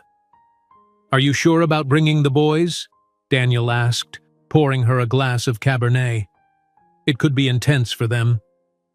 "They need to see me face this," Sarah explained. "And honestly, they need to see him too, not as some mythical figure who rejected them, but as a flesh-and-blood person who made a terrible mistake." Daniel nodded thoughtfully. "And are you ready to see him?" Sarah considered the question seriously. "I think I've been ready for years," she realized. "I just didn't know it." The following weeks passed in a whirlwind of activity. The triplets excelled in their individual pursuits. Benjamin won the National Junior Science Symposium with his research on air quality monitoring. Nathan performed a solo with the Young People's Orchestra at Lincoln Center, and Christopher qualified for the National Junior Chess Championship. Sarah attended every event, pride swelling in her chest as she watched her sons flourish. Daniel joined whenever possible, his presence becoming a natural part of their family ecosystem. One evening, as they prepared dinner together, Nathan approached with an unusually hesitant expression. "Mom, about the Fortune 500 event," he began. "Will he, our biological father, will he know who we are?" Sarah set down the knife she'd been using to chop vegetables. "He'll know," she confirmed. "You three look very much like him, though you have my eyes." "Good," Nathan said with surprising firmness. "I want him to see what he threw away." The statement alarmed Sarah slightly. "This isn't about making him regret his choices," she cautioned. "It's about showing ourselves that his rejection never defined us." "Can't it be both?" Christopher asked from the doorway, where he and Benjamin had been listening. Sarah looked at her sons, no longer children but young men on the cusp of adolescence, their identical faces showing a maturity beyond their years. "I suppose it can," she acknowledged. "But the most important victory isn't making him feel bad. It's the fact that we're happy and successful without him." As the event approached, Sarah received another unexpected communication, the latest issue of Forbes magazine with her photo on the cover and the headline, "The Silicon Valley Visionary: How Sarah Mitchell Revolutionized Educational Technology." The article detailed EdTech revolution's rise from a small startup to a global force in education, with particular focus on the pending merger with Tesla's educational division. On the evening before the Fortune 500 event, Daniel arrived at their apartment carrying the magazine. "Seems like someone will be the talk of the party tomorrow," he said, handing it to Sarah with evident pride. "This timing feels almost orchestrated," Sarah remarked, examining the cover photo. Herself in a simple black blazer against a white background, expression confident and direct. "Just the universe's sense of poetry," Daniel suggested. "Perfect ammunition, though, if you need a confidence boost." Sarah placed the magazine in her briefcase. Something told her it might prove useful during tomorrow's encounter. As she stood in front of her closet later that night, selecting her outfit for the event, Sarah reflected on the journey that had brought her to this moment. From the desperate young woman thrown out of a luxury tower to the entrepreneur on the verge of a historic merger, every step had been propelled by a combination of necessity, determination, and love for her children.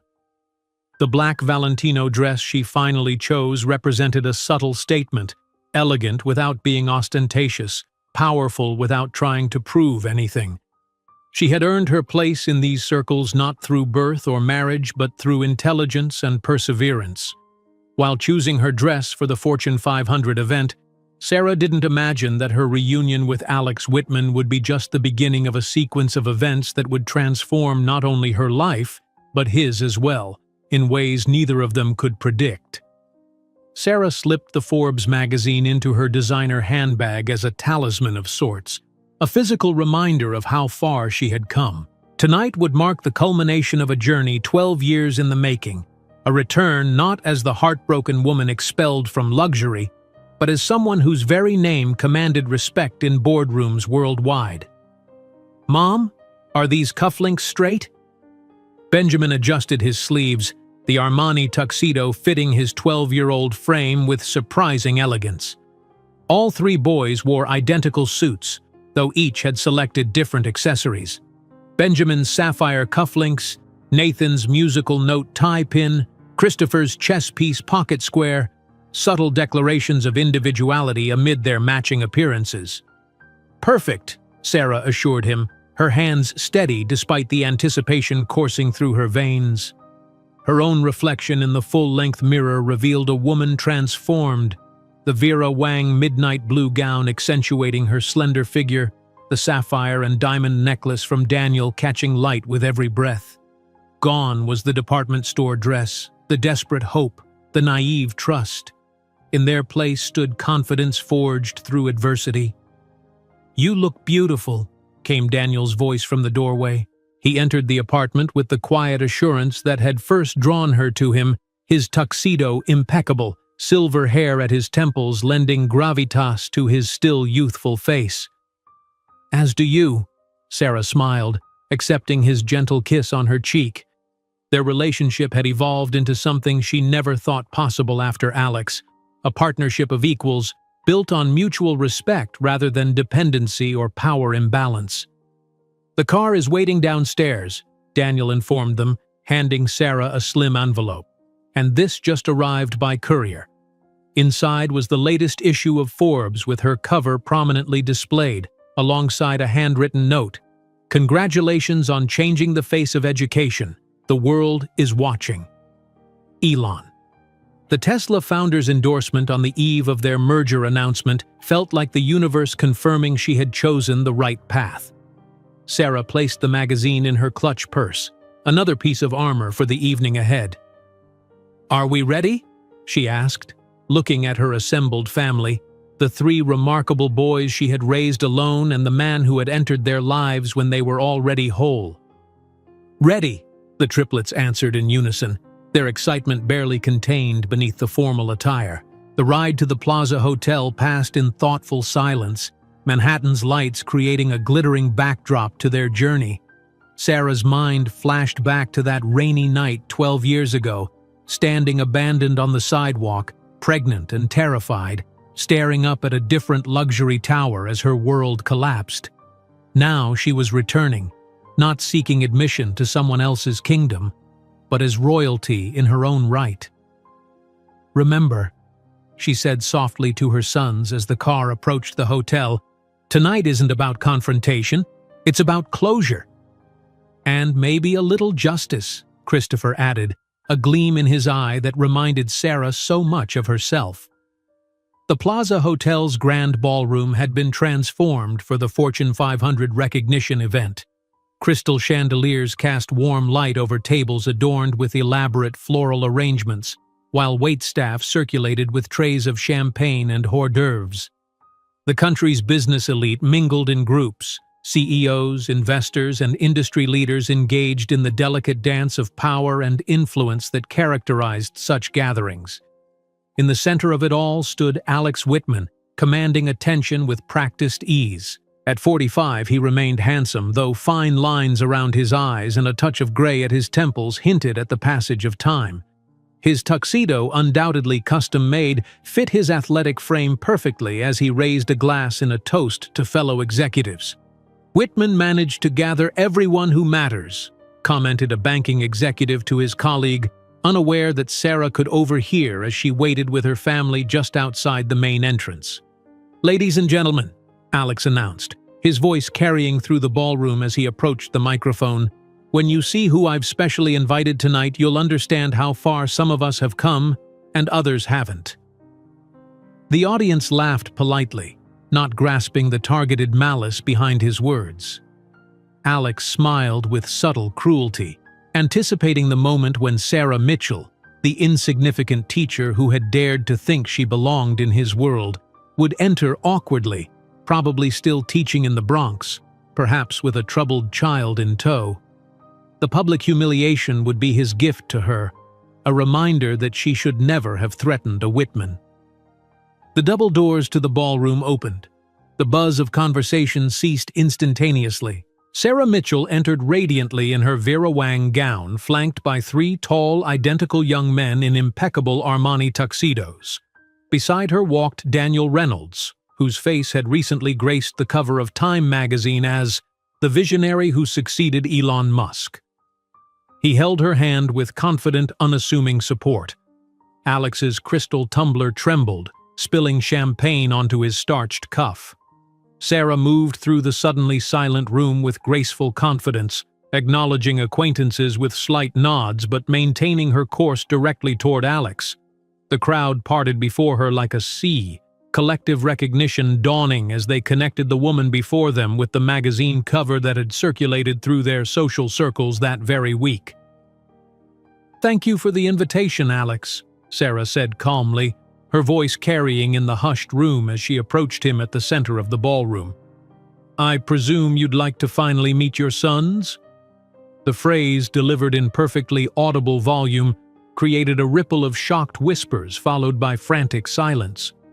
Photographers from the Wall Street Journal and New York Times, present to cover the corporate event, swiveled their cameras instantly toward the unfolding drama. "Sarah," Alex choked, his face alternating between deathly pale and flushed red. "I didn't. You can't." "Can't what?" Sarah asked, her tone polite yet unyielding. "Can't succeed without your help? Can't raise 3 extraordinary children without your support? Which impossibility have I committed, Alex?" The triplets observed their biological father with analytical curiosity, recognizing in his features the source of their own. Benjamin stepped forward, extending his hand formally as he'd been taught. "I'm Benjamin Mitchell," he introduced himself with poised confidence no 12-year-old should possess. "These are my brothers, Nathan and Christopher. Technically, I suppose we're the Whitman heirs you never met." Alex mechanically shook the offered hand, his brain struggling to process the situation. Triplets. He had 3 sons, 3 young men who were unmistakably his mirror image at 12. The same jawline, the same nose, the same arched eyebrows. Only the vibrant green eyes differed, clearly inherited from Sarah. "Mitchell, not Whitman," Christopher corrected with a smile that didn't reach his eyes. "Our mother gave us everything we needed." Daniel Reynolds stepped forward, discreetly producing the Forbes magazine. "I think we can say fate has a peculiar sense of humor. Wouldn't you agree, Alex?" The cover featuring Sarah struck like a visual slap. Alex swallowed hard as he read the headline and the estimated value of EdTech revolution, $4.2 billion. More than twice the current value of Whitman Enterprises after its recent stock plunges. You succeeded," he muttered, struggling to regain composure. "I achieved far more than you ever imagined I could," Sarah replied, her voice steady, "and I didn't need to step on anyone to get there." The guests surrounding them watched in fascinated horror as the drama unfolded. Theodore Whitman, the family patriarch, approached with his mahogany and ivory cane, his weathered face twisted in confusion and growing anger. "What's happening here, Alexander?" the elderly man demanded, cold eyes analyzing Sarah and the triplets with calculating precision. "Good evening, Mr. Whitman," Sarah greeted him with elegance she had never possessed at 27. "I believe we were never formally introduced. I'm Sarah Mitchell, the woman your son abandoned pregnant 12 years ago. And these are your grandsons whom you declared had common blood too diluted for the Whitman lineage." Theodore Whitman paled visibly, his eyes moving between the faces of the 3 adolescents, each one indisputably a Whitman, from bone structure to the set of their shoulders. "This is absurd," Alex attempted, partially recovering his voice. "She's inventing stories to—" "To what, Alex?" Sarah interrupted. "To ruin your reputation? You've done that yourself with 2 scandalous divorces and stocks falling 43% in the last quarter. The precise knowledge of his company's financial situation hit Alex like a physical blow. The woman before him was not the naive teacher he had discarded. She was an equal, no, a superior. In the business world he had considered exclusively his domain. "May I use the microphone for a moment?" Sarah asked politely, addressing the master of ceremonies. Before Alex could protest, she had taken the stage, illuminated by spotlights, 3 extraordinary young men and a billionaire CEO at her side. A complete family. Without him. When I was thrown out of this very hotel 12 years ago for not being sophisticated enough for the Whitman family, I promised myself that one day I would return, not for revenge, but to show my sons that our story would not be defined by rejection. The crowd was mesmerized. Cameras clicked incessantly. Sarah continued, her voice unwavering. "I sold my only valuable possession, a watch inherited from my grandmother, to found my startup in a small Queens apartment while teaching at 3 different schools and raising triplets alone. Today, EdTech revolution transforms education in 63 countries, and tomorrow we'll officially announce our merger with Tesla, creating the largest educational technology revolution in history." Daniel smiled, confirming the announcement with a nod. The implicit value of the merger, $7.3 billion, circulated in whispers throughout the ballroom. Alex stepped forward, attempting to interrupt the moment, but Benjamin positioned himself in his path. "We know exactly who you are and what you did," the young man said, his voice surprisingly mature. "But our mother taught us that your biggest mistake wasn't abandoning us, but underestimating her." Nathan added, "We learned that a person's true value isn't in their surname or bank account, but in the positive impact they create in the world." Christopher completed, "And that family isn't defined by DNA, but by who's present in the moments that matter." The public humiliation Alex had planned for Sarah transformed into his own real-time nightmare. Each word was live-streamed on Instagram by technology influencer Tech Truth to his 7 million followers. As they descended from the stage amid thunderous applause, Sarah paused briefly beside Alex. "I never needed your money or your name, Alex. I just needed you to get out of my way so I could soar." While Sarah and her family accepted congratulations from impressed executives, Alex stood frozen, champagne soaking his cuff, watching as the woman he had once called insignificant commanded the room that had been his to control. The 3 boys, his sons, moved with confidence through the crowd, their poise and intelligence evident to everyone they encountered. As the evening progressed, Sarah didn't imagine that this would not be the end of the story, but the beginning of an unexpected reconciliation that would test not only her forgiveness, but also her understanding of human nature. The thunderous applause still echoed in Sarah's ears as she navigated through the crowd, accepting congratulations with graceful nods while keeping her sons close. From the corner of her eye, she noticed Alex being cornered by his father. Theodore's face contorted with rage as he jabbed a finger into his son's chest. A small part of her, a part she wasn't entirely proud of, felt satisfaction at the sight. "Ms. Mitchell," a waiter approached discreetly, "Mr. Whitman requests your presence in the Cedar Room. He would like to speak privately." Sarah exchanged glances with Daniel, who raised an eyebrow in silent question. "We'll come with you," Benjamin stated firmly, not a request, but a declaration. His brothers nodded in agreement. "Of course," Sarah replied, placing a hand on Benjamin's shoulder. "This concerns all of us." The Cedar Room, a wood-paneled private space adjacent to the main ballroom, offered a hushed sanctuary from the gala's bustle. Alex paced near the fireplace, his composure visibly fractured. When the door opened, he turned sharply, his expression cycling through surprise, dismay, and something resembling resignation when he saw not just Sarah, but her entire family entering. "I had hoped we could speak alone," he said, his voice strained. "You gave up the right to private conversations with me 12 years ago," Sarah replied calmly. "Anything you have to say can be said in front of my sons and Daniel. The room crackled with tension as they arranged themselves. Sarah and Daniel on one sofa, the triplets perched on armchairs, Alex standing awkwardly before them like a defendant awaiting sentencing. "You really brought them here to publicly humiliate me?" Alex finally broke the silence, his tone accusatory despite his vulnerable position. Sarah met his gaze steadily. "No, Alex. They came because they had the right to know the man who rejected them before they were even born." "It wasn't that simple," Alex protested, running a hand through his expertly styled hair. "There were pressures you couldn't understand." "Family pressures?" Sarah interrupted. "Your father threatening to disown you? The Whitman legacy at stake?" Alex's surprise was evident.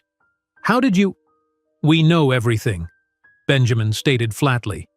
"Financial records, board meeting minutes, even the prenuptial agreement you had drafted for Taylor Hampton 3 weeks before you threw Mom out." Alex blanched, sinking into a chair opposite them. "My father threatened to cut me off completely. The Whitman family has standards, traditions that stretch back generations. And I had 3 heartbeats inside me that depended on my choices," Sarah countered, her voice low but intense. "3 lives that became my entire world while you were busy protecting your inheritance." Benjamin leaned forward, his posture eerily reminiscent of his father's boardroom stance. "You offered money for our mother to solve the problem. The problem was me and my brothers." Alex winced at hearing his cruel words echoed back. "I was young, scared." "So was I," Sarah interjected. 27, alone, pregnant with triplets. The difference is I didn't have the luxury of running from consequences." Nathan, typically the quietest, spoke with unexpected intensity. "While you lived in penthouses, our mother cleaned office buildings at night to feed us. She sold her grandmother's watch, her only inheritance, to start her company," Christopher added, his usual chess player's calculation evident in his measured tone. "While you were attending galas with socialites, she was coding until dawn after putting us to bed." Alex's face registered genuine shock.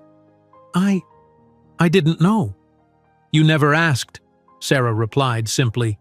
"You never once in 12 years tried to find out if your children had been born, if they were healthy, if they were even alive."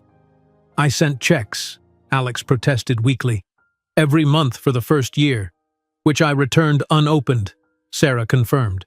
"We didn't need your money. We needed you to be a father." Alex stared at the 3 boys, his sons, taking in their features, the unmistakable Whitman characteristics blended with Sarah's coloring. "You're right," he finally admitted, his voice barely audible. "I was a coward." The admission hung in the air, unexpected and disarming. Sarah had prepared for defensiveness, for denial, perhaps even for threats, but not for this moment of apparent sincerity. "You didn't just lose an ex-fiancé that night," Christopher observed quietly. "You lost the chance to know your sons." Alex nodded slowly, his eyes moving between the 3 identical faces. "I see that now. I was young, arrogant, terrified." "I was young and terrified too," Sarah reminded him. "The difference is I didn't have the luxury of walking away." A knock at the door interrupted the tense conversation. Daniel's assistant entered discreetly, leaning to whisper in his ear. Daniel's expression shifted as he pulled out his phone, quickly scanning the screen. "The merger news has leaked," he announced, showing Sarah the headline appearing on financial news sites. "Tesla and EdTech Revolution. 7. $3 billion education deal finalized." The enormity of the figure seemed to physically impact Alex, who stared at the screen with dawning comprehension. Sarah Mitchell, the woman he had dismissed as a teacher with no future, now commanded a company valued at more than twice his family's empire. $7 billion? He whispered, the number seemingly impossible to process. 7.3, Daniel corrected with professional precision. The largest merger in educational technology history. The door burst open again, this time revealing Theodore Whitman, his face flushed with rage. "What is this merger nonsense?" he demanded, waving his phone. "How much?" Sarah rose, facing the elder Whitman with composed dignity. $7,300,000,000, Mr. Whitman, more than double the current market value of Whitman Enterprises. Theodore's gaze darted between Sarah and the triplets, calculation evident behind his initial shock. "These boys are Whitmans," he stated, as if making a corporate acquisition. "They carry our blood, regardless of the circumstances." "Mitchell," all three boys corrected simultaneously. "They're Mitchells," Sarah confirmed. "They've never needed the Whitman name or money." Alex remained seated, watching the interaction with an expression of dawning comprehension. "You said I would regret my choice until the last day of my life," he said quietly to Sarah. "You were right." Theodore's business instincts apparently overrode his previous disdain. "Perhaps we can discuss some arrangement," he suggested, his tone shifting to negotiation mode. "A recognition of paternity, appropriate shares in the family trust. We're not interested in being sudden additions to your dynasty," Benjamin stated firmly. "Our mother raised us to value achievement over inheritance," Nathan added. "And to judge people by their actions, not their bank accounts," Christopher concluded. Theodore's face hardened. "Alexander, handle this," he commanded, turning to leave. "And remember our discussion about the consequences of public embarrassment." As the door closed behind his father, Alex seemed to physically deflate, the carefully constructed facade of success crumbling. "He's threatening to remove me from the company," he admitted. "After tonight, he probably will." Sarah felt an unexpected pang of empathy. Despite everything, seeing Alex vulnerable triggered memories of the man she had once loved, before his cruelty revealed his true character. "Your father ruled by fear," she observed. "You had a choice in how you responded." "I made the wrong one," Alex acknowledged, looking directly at the triplets. "I can't undo the past 12 years, but I want you to know that seeing you tonight, seeing the remarkable young men you're becoming, makes me realize exactly what I threw away." Benjamin exchanged glances with his brothers before responding. "We don't need a father figure now. Daniel has been more of a father to us than biology could ever dictate." Daniel, who had remained supportively silent during much of the exchange, nodded slightly in acknowledgement. "But perhaps," Nathan added cautiously, "we might be willing to know who you are, not as our father, but as a person who shares our DNA." Alex's expression lightened slightly. "I would like that, very much." "It would be on our terms," Christopher stipulated. "No expectations, no sudden claims of paternal rights." "Of course," Alex agreed quickly. "Whatever terms you set." Sarah watched the exchange with mixed emotions. She had never imagined this scenario, her sons negotiating a potential relationship with the man who had abandoned them before birth. The reality was more complex than the clean victory she had sometimes envisioned during those dark early years. A notification on Daniel's phone drew their attention again. "The official press conference is scheduled for 9 tomorrow morning," he reminded Sarah. "We should probably leave soon to prepare." As they rose to depart, Alex stood awkwardly. "Sarah," he began, struggling to find words. "What you've built, it's extraordinary. Not just the company, but them." He gestured to the triplets. "I was wrong about everything." Sarah paused, the admission both validating and unexpectedly hollow. The acknowledgement she had once craved now seemed almost irrelevant compared to the life she had built. "Thank you for saying that," she replied simply. "But I didn't build EdTech Revolution to prove you wrong, Alex. I built it because it needed to exist, for students who learn differently, for educators who needed better tools. Your opinion stopped mattering to me years ago." As they left the Cedar Room, Sarah felt lighter somehow, as if a weight she hadn't fully acknowledged had finally lifted. The confrontation hadn't delivered the crushing victory a younger Sarah might have imagined, but something more valuable: freedom from the last emotional tethers to her past. While Sarah and her family exited, leaving Alex confronting his furious father, she didn't imagine that this wouldn't be the end of their story, but the beginning of an unexpected reconciliation that would test not only her forgiveness, but also her understanding of human nature. The morning sunlight streamed through the floor-to-ceiling windows of Sarah's Upper West Side apartment, casting long golden rectangles across the polished hardwood floors. Headlines about the $7.3 billion merger between EdTech Revolution and Tesla's educational division dominated every financial news outlet. But Sarah's attention was elsewhere, on the 3 identical breakfast plates she was preparing, a morning ritual unchanged despite her transformed circumstances. "The stock market response has been extraordinary," Daniel commented, scrolling through his tablet at the kitchen island. "EdTech Revolution shares up 32% in pre-market trading." Sarah nodded absently, arranging blueberries in a perfect circle around each plate's yogurt parfait. The confrontation with Alex the previous night had left her with unexpected emotional residue, not anger or vindication, but something more complex, a bittersweet sense of resolution. "Mom, did you sign my permission slip for the science expedition?" Benjamin appeared, already dressed in his school uniform despite it being Saturday. "We're leaving for the research station on Monday." Sarah smiled, reaching for her handbag. "Already signed and in my purse, ready for you." The doorbell chimed, an unusual occurrence on a Saturday morning. Daniel answered while Sarah continued breakfast preparations, her practiced efficiency uninterrupted. "It's for you," Daniel said, returning with a small package. "Special delivery." Sarah wiped her hands on a kitchen towel before accepting the elegantly wrapped box. No card, no note, just her name written in a hand she hadn't seen in 12 years but instantly recognized. Inside lay a velvet jewelry case, and within it, impossibly, the engagement ring Alex had thrown from his penthouse window that rainy night 12 years ago. A handwritten note accompanied it. "The security guard found this the night you left. He kept it for years hoping you'd return. I've had it in my safe since he retired.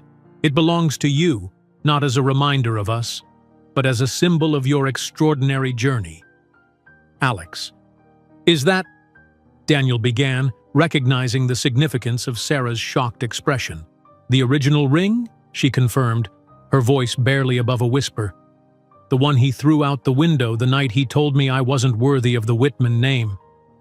The triplets gathered around, examining this artifact from their pre-birth history with scientific curiosity.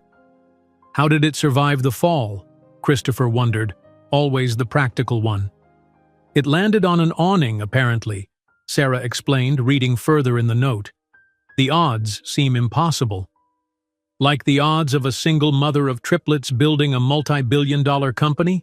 Daniel suggested with a gentle smile. Sarah closed the jewelry box decisively. "Exactly like that." The following weeks unfolded in a whirlwind of activity. The merger formalities required Sarah's presence at countless meetings, press conferences, and strategic planning sessions. The educational world buzzed with excitement about what the combined resources of EdTech Revolution and Tesla might accomplish: personalized learning platforms powered by sustainable energy technology, reaching the world's most underserved educational markets. Through it all, Sarah maintained her focus on her family's core priorities. When Nathan performed with the Youth Symphony, she sat in the front row. When Christopher competed in the National Chess Championship, she arranged merger discussions around his tournament schedule. When Benjamin presented his research at Columbia University's Young Scientists Symposium, she postponed a board meeting to attend. 3 weeks after the Plaza Hotel confrontation, Sarah's assistant forwarded 3 separate emails, one addressed to each of her sons, all from the same sender, Alexander Whitman. "He's writing to them directly," Sarah noted, showing Daniel the email notifications during their lunch meeting. "Are you comfortable with that?" Daniel asked, his concern evident. Sarah considered the question carefully. "They're old enough to make this decision themselves. I won't stand in the way if they want to know him, but I won't facilitate it either." That evening, She found Benjamin sitting on the terrace, staring at his tablet with unusual intensity. "He wrote to us," Benjamin said without preamble. "Separate emails, not a group message, each personally tailored." Sarah sat beside him, leaving comfortable space between them. "What did he say?" "He apologized, not just generically, but with specific acknowledgement of what he did wrong." Benjamin's analytical mind always sought patterns and motivations. He explained without excusing, no justifications, just accountability. "And how do you feel about that?" Sarah asked carefully. Benjamin looked up, his expression thoughtful. "Initially, I wanted to ignore it, but Nathan and Christopher think we should at least read what he has to say." He paused. "What do you think, Mom?" Sarah chose her words with care. "I think that 12 years ago I made a promise to raise you as men who make decisions based on information and empathy, not reaction and anger. Whatever you decide, I'll support you." Over dinner, the triplets discussed their responses with the serious consideration they applied to all meaningful decisions. "I'm not interested in a father figure," Christopher stated firmly.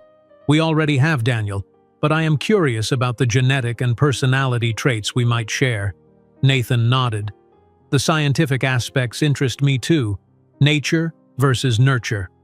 "We could meet him once," Benjamin suggested. "Set clear boundaries.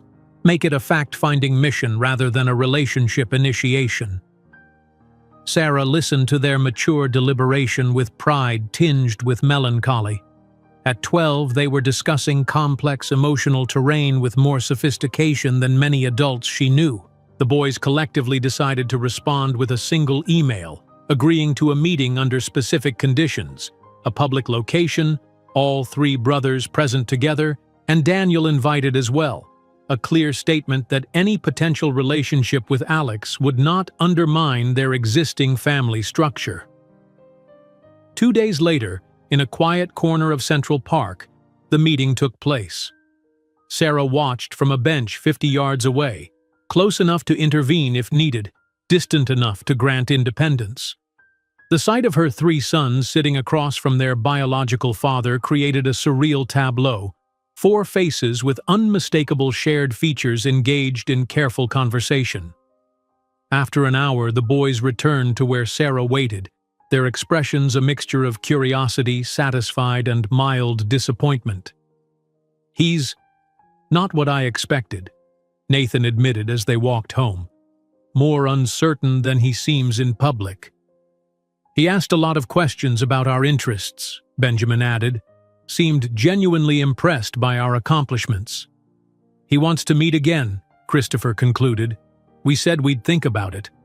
That evening, as Sarah prepared for her upcoming wedding to Daniel, a small ceremony planned for the following month, she found herself contemplating the ring Alex had returned. Its diamond caught the light, throwing prisms across her bedroom wall. Once, this ring had represented dreams of belonging to a world that had rejected her. Now it was merely an object, devoid of emotional power. "What will you do with it?" Daniel asked, finding her examining the ring. Sarah closed the jewelry box decisively. "I'm going to sell it and create a scholarship fund for single mothers pursuing education or entrepreneurship. Transform what was meant to bind me into something that liberates others." Daniel smiled, understanding the poetry in her decision. Perfect closure. The weeks leading up to the wedding brought unexpected correspondence, a formal letter from Theodore Whitman's attorneys. Sarah opened it with trepidation, expecting perhaps a lawsuit or demand regarding the triplets' potential inheritance claims. Instead, she found legal acknowledgement of the boys' bloodline and an invitation to discuss their inclusion in the Whitman family trust. "Interesting timing," Daniel observed as she showed him the letter. "After their stock dropped another 15% this quarter." Sarah set the letter aside. "The boys don't need Whitman money. They'll make their own fortunes, their own names." On the morning of their wedding day, Sarah helped the triplets adjust their formal attire. 3 young men in tailored suits who would serve as her attendants in the small ceremony at the conservatory garden in Central Park. "Mom, there's someone waiting downstairs," Christopher announced, returning from a last-minute errand. "Alex, he said he just wanted to offer congratulations, not intrude." Sarah paused, considering the implications. She had not invited Alex to the wedding. This boundary seemed important to maintain. Yet his appearance reflected either obliviousness to social norms or a genuine desire to acknowledge her happiness. "Tell him thank you. But today is about our family as it is now, not as it might have been," she decided. Christopher nodded, but before he could leave, Benjamin intervened. Maybe he could attend just the ceremony? Not the reception, just to see that you found the happiness you deserve. The suggestion surprised Sarah, coming from the son who had been most resistant to Alex's attempts at connection. "Why would you want that?" Benjamin's expression reflected maturity beyond his years. "Because it completes the story. He should see what he missed, not to make him suffer, but to understand that your journey led exactly where it was supposed to." After thoughtful consideration, Sarah nodded her agreement. This gesture wasn't about forgiveness or reconciliation, but about witnessing the completion of a circle. The ceremony was intimate and elegant, with only 30 guests in attendance. Sarah entered the garden on the arms of her 3 sons, a vision in a simple ivory sheath dress, her happiness evident in every step. Daniel waited beneath the wisteria-covered pergola, his expression reflecting the depth of his love and admiration. From the last row, Alex watched silently as Sarah joined her life to Daniel's, as the triplets beamed with genuine joy for their mother, as the family they had created without him celebrated their formal union. His presence went acknowledged but unremarked upon, exactly as Sarah had specified. As the small gathering moved toward the reception venue, Sarah noticed Alex preparing to depart as agreed. On impulse, she approached him. "Thank you for coming," she said simply. Alex nodded, an unexpected vulnerability in his expression. "You've built something remarkable, Sarah. Not just your company, your family." He hesitated. "I know the boys aren't interested in the Whitman name, and I respect that, but I hope they might someday allow me to know them better." "That will be their decision," Sarah replied. "They're remarkable judges of character." As Sarah walked toward the waiting car where Daniel and her sons stood, she felt the final weight of her past lifting completely. Her journey had come full circle, from desperate rejection to triumph on her own terms, from heartbreak to healing, from isolation to a family bound by choice rather than obligation. While Sarah walked down the aisle toward Daniel, with her 3 extraordinary sons as her attendants, she knew her life had completed a perfect circle. Not of revenge, but of triumph over adversity, proving that true power isn't in humiliating those who hurt us, but in flourishing so magnificently that our light illuminates even the darkest corners of our past. If you enjoyed today's video, I'm sure you'll love the next one. Don't waste time. Just click on the screen.